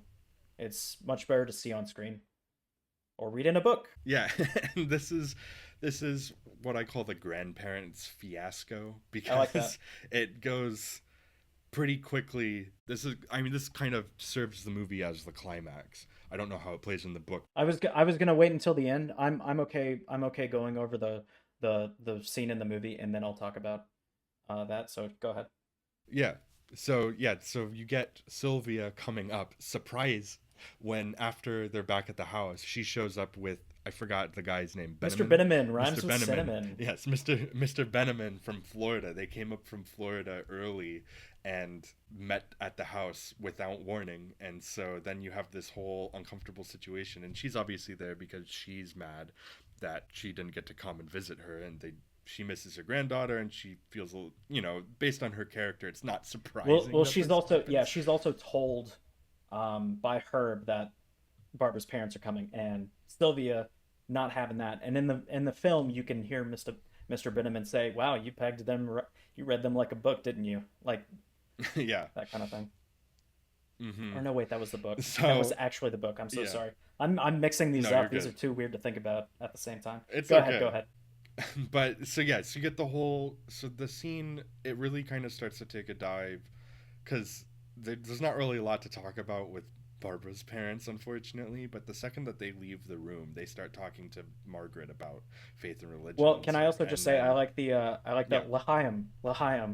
oh, at So the that's dinner, so just perfect. That's the it perfect builds amount of it. Yeah, antagonism that I love. right. It builds up like this antagonistic Yeah. comedy between the two Between the two fighting grandparents. grandparents, I like that. Right. And you so you get the sense that they're at odds with each Hmm. other throughout the whole scene. But then the second that the parents are out of the room, they kind of really take advantage of that, which is where Barbara's parents start to try to talk to her. She's like, "Are you going to Sunday school? Are Yeah, you how are doing you this? doing in Blah blah Sunday blah." school? I don't go there.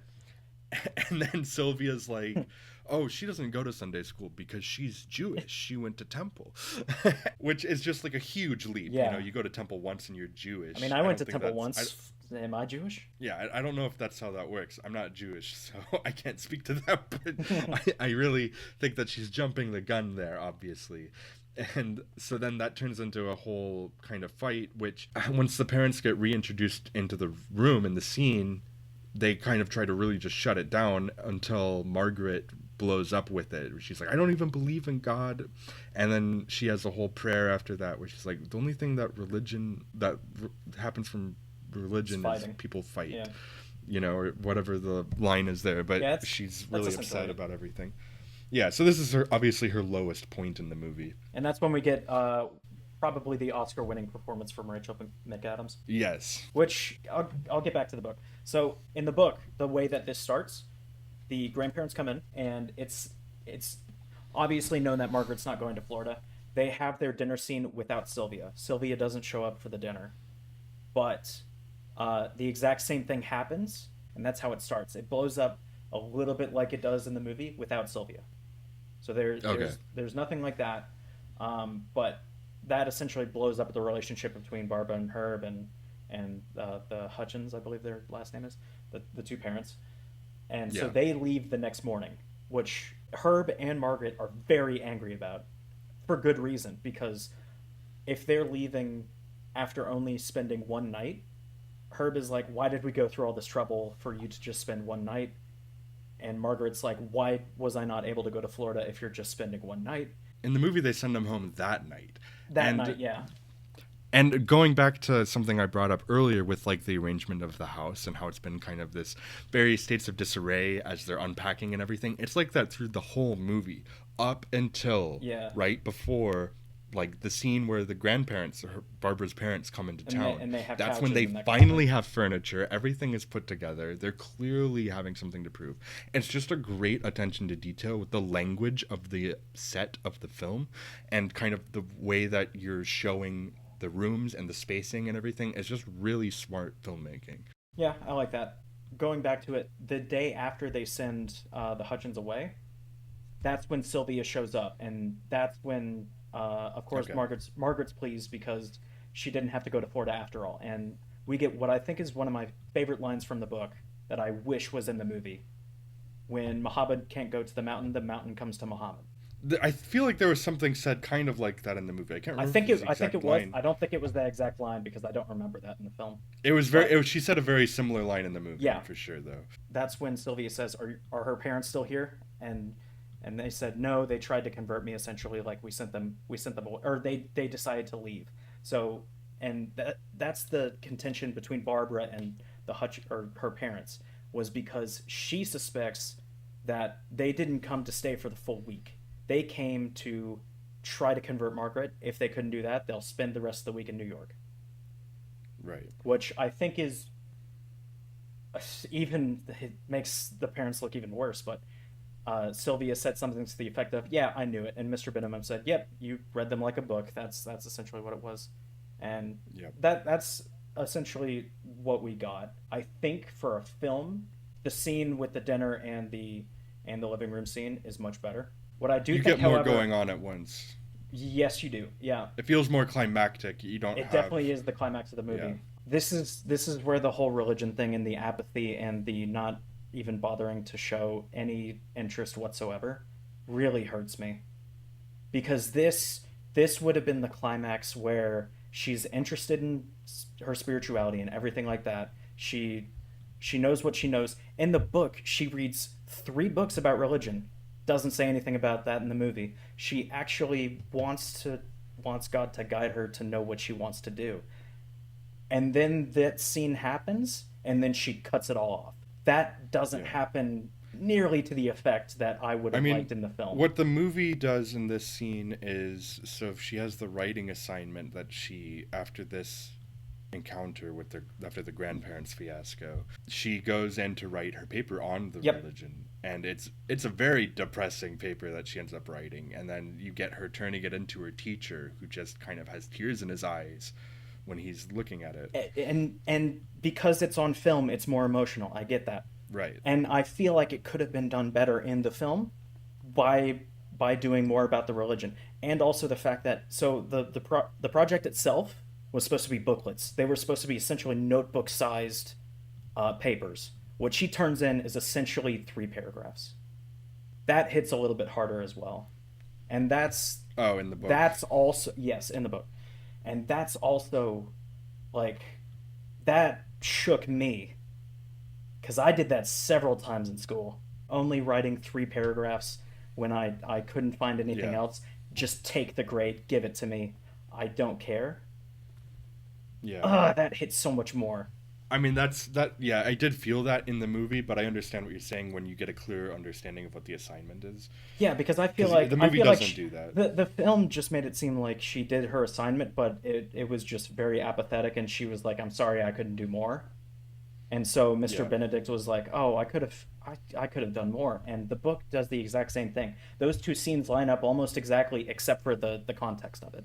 Yes, I do like the emotion of the film, and if I'm gonna be honest, I would get real emotional if I watched the film again after reading the book. But it's just another one of those things. Yeah. At this point, the that's ultimately the climax of the movie, is that whole situation, and then you get kind of the fallout there with her turning in her paper and having some confrontation, and clearly there's been a change in her at this point in the movie, and she's realizing that maybe her perspective on things needs to shift, because also in the library scene, after they get assigned the group project Oh with right, we Laura didn't even Denker. talk about that. Yeah, I forgot to talk about that, but she yells at, or she, she's already feeling kind of adversarial just in general with everybody and everything. So it kind of bubbles over into this conversation with Laura Danker, where she Yeah. calls her out for letting boys feel her up and all of that stuff, which Laura then yells right back at her, and a very great scene. And so Laura then goes across the street to confessional, and Small thing, Margaret. I it's a bit of comedy, but a bit of like coincidence that the Catholic church that Laura goes to is literally right opposite the Right library. across the street. Yeah, it is. Like literally right across the street. Yeah, it's In really the book funny. it's a little bit better. It's a few blocks away, but and they have more of a conversation. Yeah, But literally across the street. yeah, When Laura was like, "Sorry, I've got to go across the street for confession," she was not joking. That was real. yeah. That's really just across the street. Yeah, so when Margaret follows her and she tries to apologize, but she's kind of out the door and everything. And so then Margaret goes into the confessional after Laura, and she doesn't know what to say. She's just very overwhelmed. And she just says something like, I don't She know. says something. I did something wrong, and then I says, did "I something can't." awful. Yeah, I I did can't. And something then she awful. I leaves can't, and she's and then crying. leaves. Yeah, and then it leads into the grandparent fiasco, and then you get kind of the wrap up of the movie. Is you can tell that she's had a perspective change by the end of the movie here, and when they're at the little end of school fair that they have just going on, celebrating the end of the school year, she's initially playing with like Nancy and Gretchen and Janie, doing this little like throwing balls and anything. Whatever, it doesn't matter. They're doing a little fair game. But she Yeah. sees Laura Danker standing over by herself, and she asks Laura if she wants to dance. So she and Laura go dancing. Which I love Just that. very, I love it too. It's a very honest, once again, very honest kids moment where they just kind of are dancing and being silly and just having a good time together. And Janie goes over and joins them, and they just, all three of them are just dancing together. And I think that's a great little way to wrap up that change in her and kind of give some closure to that fight earlier with Laura. Yeah. And we also get Barbara gets a bit of a wrap up for her character as well, going, and you see her teaching an art class again, and she's like, when Mrs. Wheeler comes up and asks her about committees for next year, she's like, no, I don't want to do any of that. Yeah. Which I think is great, her kind of coming to terms with she doesn't have to be this thing that she was trying to It's force yeah, herself to be. it's a good wrap up for how Barbara was fleshed out for the whole movie. Yeah, and the movie ends where it began, and this time Margaret's going to camp, same camp that she went to before, and they're packing her stuff for it. But right before the camp, she gets her period finally, and she already knows how to do it because she's been practicing for 2 months. Yeah, I like And that exchange yeah, and between Barbara and so Margaret. and then the movie ends with her praying one last time, which there's so you said in the book she stops praying for an extended period of time. So after the grandparents thing is when the classroom turning in her 3 paragraph paper comes into play. When she's crying in the bathroom, she starts saying, "Are you there, God?" and then stops herself. And Yeah. she doesn't think about God for the rest of the movie until that last scene. I think Yes. it hits a little bit harder in the book because of the fact that cutting off that spirituality and then finding it back is a little bit more of a is a better way of doing that. You get a little bit more And time it with it in the book, I'm and sure, between oh, the you periods. absolutely Because do. here it's basically she stops doing it from after the grandparents fiasco, Yeah. and then there's not a lot in between there and the end of the movie. That's close to the end of the movie. Well, there's But not a you, lot of inner dialogue for Margaret about how she feels about the way she prays right, afterwards, after the grandparents scene. yeah, you get that she hasn't been though. Like I do get that sense, and that at the end of the movie she's saying because she says thank you after she gets her period, which is But to really me, funny. 'Cause- but to me the pacing, yeah, but to me the pacing after the grandparents scene is essentially just like quickly wrapping up everything. yes, it is. It The is way that a wrapping up film the does. movie. Every film does that. Yep. It's not just this film. Yeah. Um, And that's kind of the wrap up of the whole movie. yeah. So now that we've talked about the movie pretty at length, we're gonna Yeah, now go we're at just over 2 hours for me. which some of that's gonna get cut out obviously because of Oh, a lot of it's gonna get cut out, yeah. yeah. Because But a lot of it was me complaining about the fact that you were going in and out. Which for the past 30 minutes, not been happening. So we're good. yeah. So we're gonna go into the scoring system that we do for the show is we go 0 to 2. 0 being it's not good, 1 being it's good, and 2 being it's great. So we have 10 different categories that we'll break down, and one category that's different for each movie. This one, the alternative category, is adaptation. But we'll start out with the writing. Yeah. So I think the writing in this movie is fantastic. I think that it's just, I mean, it's great character writing. There's a lot of lines that I just wrote down in my notes because they're just great lines. It's very honest, very human, and I felt really that it had a good understanding of what it was trying to present. So I would give writing a 2 personally. I personally would give it a 1, purely because of everything that I've said, but also if we're going based off of what's great, I don't think it is. I don't think it's better than the book. But wouldn't that be And more adaptation if we're going to have adaptation as its own category? I'm thinking sure, about the writing on how its own. I I still think the writing on its own is just a 1 because I came out of the movie thinking that something was missing, which I don't think I said this, but the reason I read the book, I normally wouldn't do this, but I felt like something was missing. So I wanted to get more of a grasp on what the story actually was to figure out why I felt that way. Mm.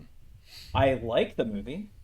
I don't think writing is one of its biggest strengths. I strongly disagree on this one. I think that writing is one of its biggest strengths, and I feel pretty strongly about it being a 2. I'm looking at our list and I think characters, directing, acting, and editing are much better than writing. Well, I don't really feel like budging on a two. How do you want to go about this? I Because don't I feel like budging disagree. on a one.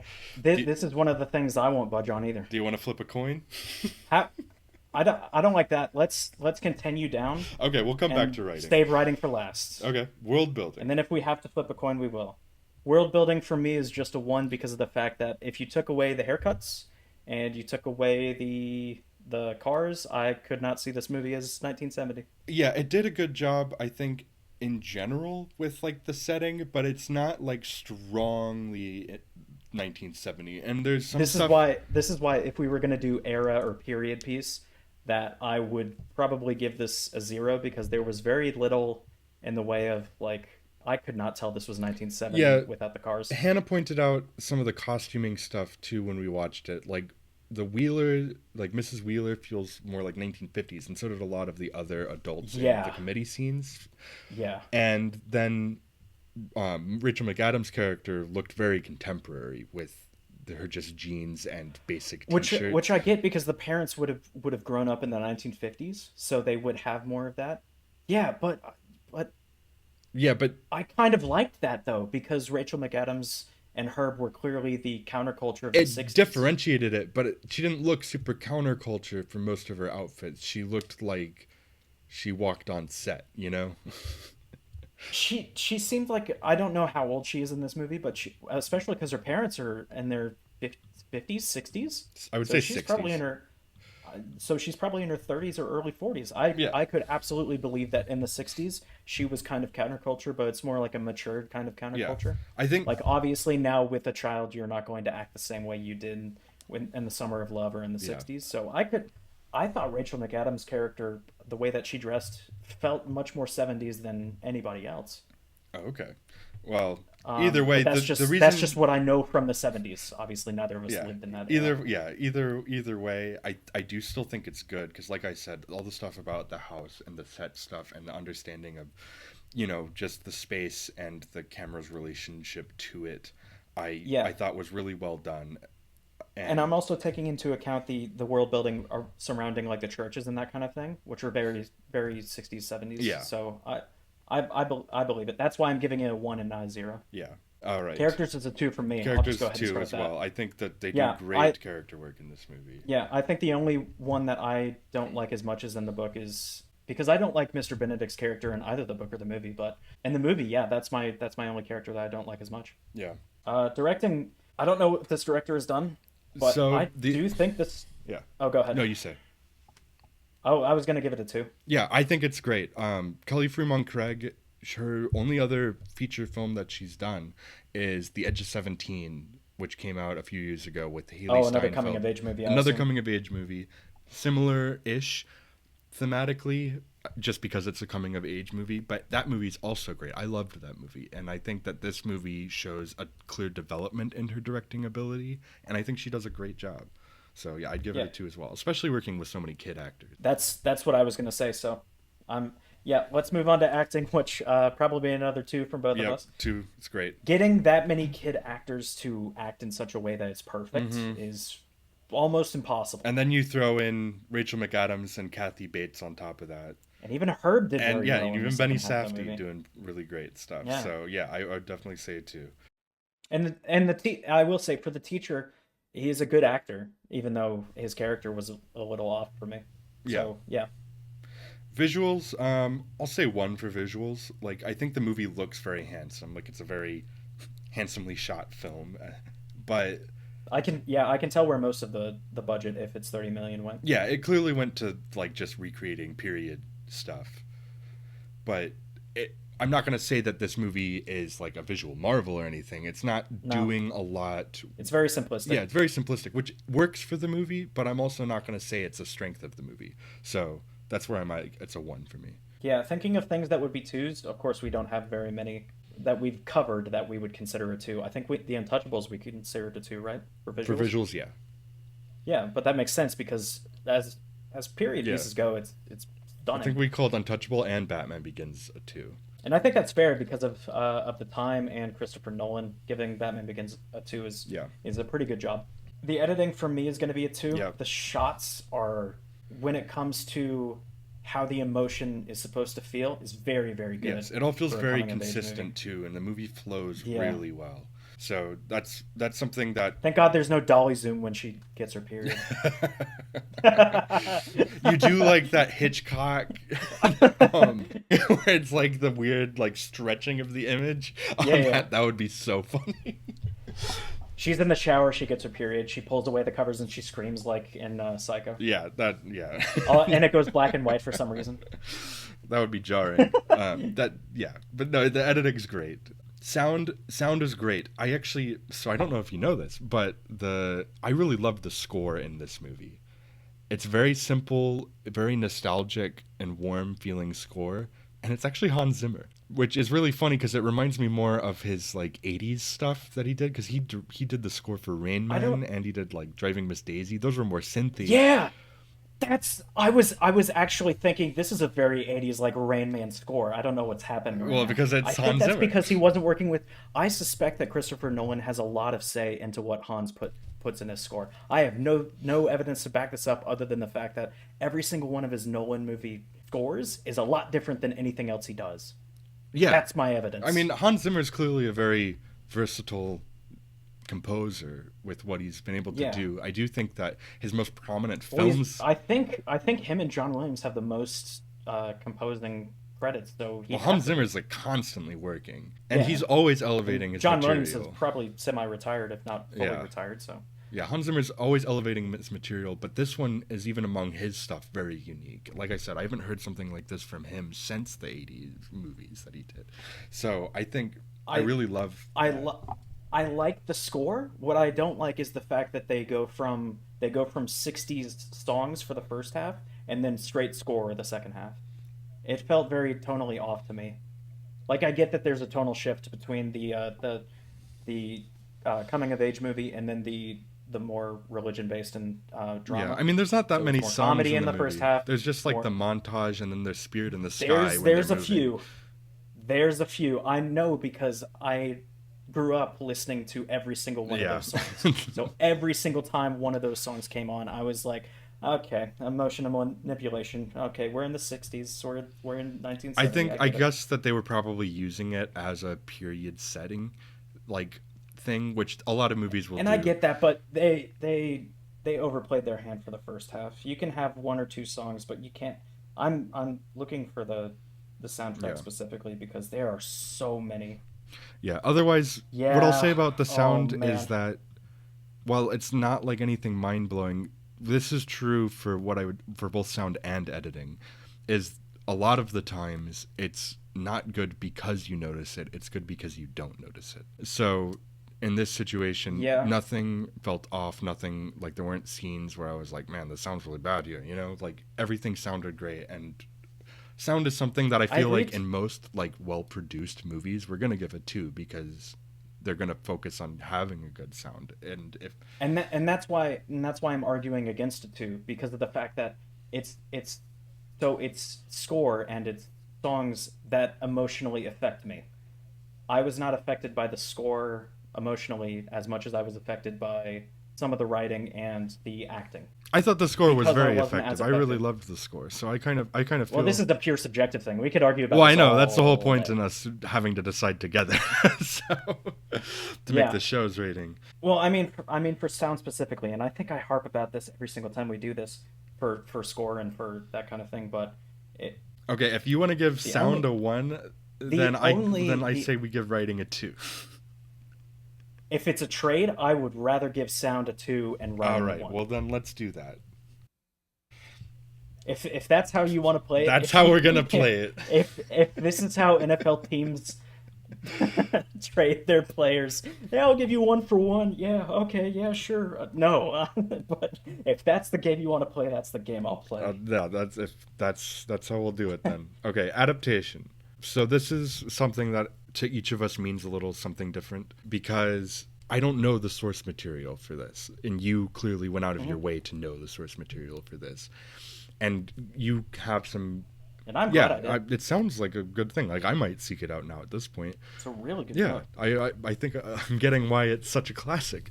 But I think that they do an excellent job. I had no qualms with obviously the way it adapted it. I don't know anything about the original book aside from what you told me today. I understand what you're saying about things, but I also don't really take that much issue when it comes to adapting things from books because things are always going to get changed and shuffled around. So that's not my point. My point is if it makes the story worse, that's my Yeah. point.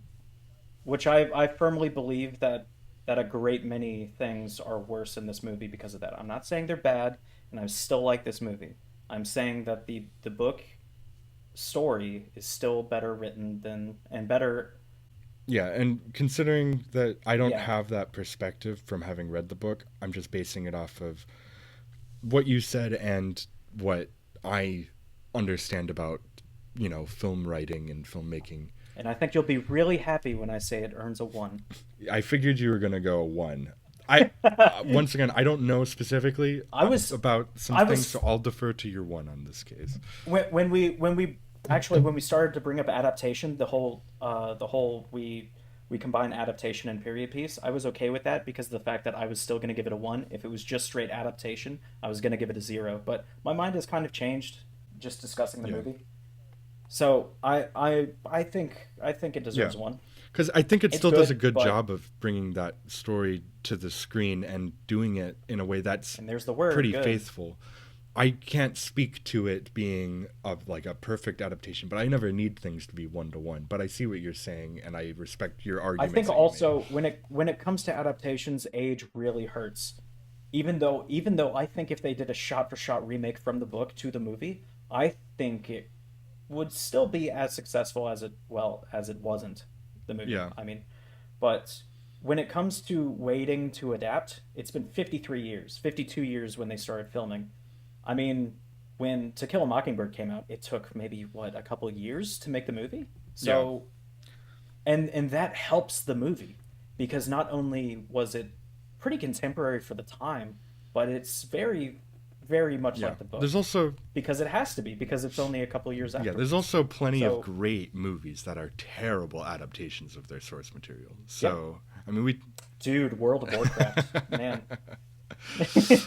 yeah, there's a lot. Like even The Untouchables, which we talked about last time. If we were talking about that as adaptation, it was not a good one because it's not adapting it well. Of all the coming of age movies that I've seen that I have read the book to, it's probably just going to be The Fault in Our Stars, the John Green Mm. book. That's I probably hate about it that for me. movie, but I've never read the book. So, So do I. And the book is much okay. better. So, yeah, I would consider that to be between a 0 and a 1 if I reread and Okay. rewatched. So, if you want to start with Yeah, Impact. Impact. I think Impact, like we've said before, is kind of one of the more particular categories because it can mean so many different things.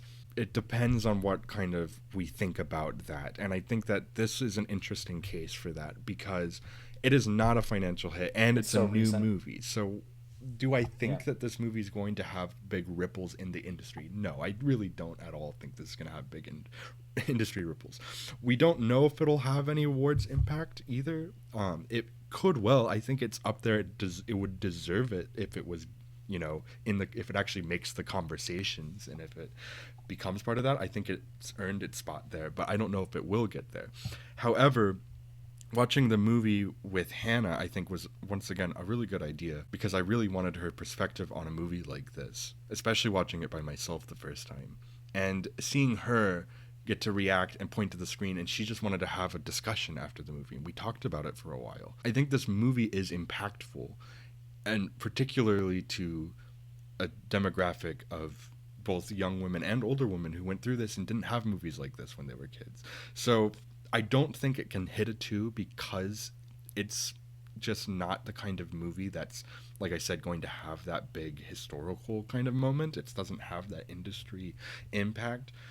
But I think that I think it's good enough to deserve that if it were to have that. And I think that on a personal level, it's the kind of movie that should be made and I hope inspires some other movies to get made. So I would give it a 1 just for that. Yeah. I can't say too much more than that. If it comes out on and becomes more in the public eye on DVD and streaming, I'd be happy to bump this up to a 2. But because of its cultural impact for those who have seen it, and obviously, if you got some sort of emotion out of me, then that's easily at least a 1. So yeah, a 1. Yeah. All right. Well, let's see. What does that bring our total to on this one? 7.5 out of 10. So 15 out of 20, Yeah. I think. Yeah. Which honestly is probably what I would rate it. Yeah. I mean, for me, it'd be a little bit higher, but like I said, we argued a couple points down from that, so I it also makes sense. so I'm not afraid to movies that I don't think are good, but I do like, but I don't think are good. I'm more than willing to bump things down below 5. I think a 7.5 is a very Yeah. strong No, I movie, do too. especially especially with how few people watched it. Yeah, I really loved this movie. It really surprised me. I didn't expect too much from it, and I was kind of blown away because I thought it was really great. So that's it for our conversation about Are You There, God? It's Me, Margaret. Definitely watch it if you haven't, just because I think Oh yeah, it's a definitely great watch movie it. and more people should definitely check it out. What movie are we watching next week, Kyle? So I have one question for you, Okay. and this actually determines the next one that we see. All right. Have you seen the movie Network from I 1976? have not seen Network. All right, we're watching Network. Okay, sounds great. All right, and Because yeah. here's a trivia question. So Network is one of the few, and this is just building up a little bit of its like history. Network is one of the few movies, and even fewer, to have 5 Academy Award nominations among uh, all four acting roles, supporting actor and actress, and leading actor and actress. Yeah. There's only one other that's done that, and there's only one other that's won 3 of 4. Yeah. And I will shake your hand through the internet if you can tell me what 2 movies in 2012 and 2013 uh, have had a movie, the same movie, with all 4 nominations and all 4 uh, acting roles. All No, no, it doesn't have to be wins, just nominations. Mm. So, I mean, 2012, wasn't that? I'll give you a hint. 2012 and 2013, same director. Same director. Same director. Was The only this one, in fact, Silver to Linings Playbook? and And the next year it was why can I not think of the next one that he came out with? It was American oh, you're Hustle. It so was close. American Hustle. Yeah, it was. Yeah. Yeah, it was. Was it both of those? Yes, it was. Oh, well, nice. Yeah, I was trying to yeah. think David O. Russell. I was trying The to think of only 2012 movies. I was like, what movies were like nominated in that time? You said same director though, and I was like, oh, oh, David O. Russell was yeah, on a streak then. yeah. I looked this up because I was fascinated by it, but I also just the company that's with them. Obviously, American Hustle to me is it's not as good as other I movies think it's on this great, list but by it's far. also unmemorable in a weird way. I mean, I really liked watching case it. in point, you Yeah, couldn't remember I it for a really bit. liked watching it, but I don't remember much of anything about it. So I don't. Honestly, Silver Linings Playbook was the opposite for me. I loved it, didn't like watching it. It was too real for me. Oh, see, I thought Silver Linings Playbook was great, but yeah, American Hustle. Once again, I just The need to reason I watch it didn't like again. watching it was because at the time I was on several of the drugs that they mentioned. And I'm like, okay, this Yeah, is too real. I don't like this. I David. go O. to movies for escapism. Yeah, David O. David O. Russell's most Russell. recent movie, Amsterdam, sucks. It's terrible. I hated that movie. Wasn't gonna watch it, but Now you're definitely sweet. not gonna watch it Now I'm definitely yeah. unless I Other movies before intentionally this, pick but it to make you watch a bad movie. I won't do that because I don't want to man, watch I that. might institute a veto system if that's the Oh, case. that movie's so boring. That's its major issue. Is that's just dull. Yeah, boring movies to me, I can get through, but only for one sitting. Yeah. But other movies like that. Oh, if we want to do like, so next movie we're gonna see is Network by Sidney Lumet. All right. We'll catch you next Thursday. Thank you for joining us this week for the Great American Movie Review. Be sure to join us back here every Thursday for new episodes.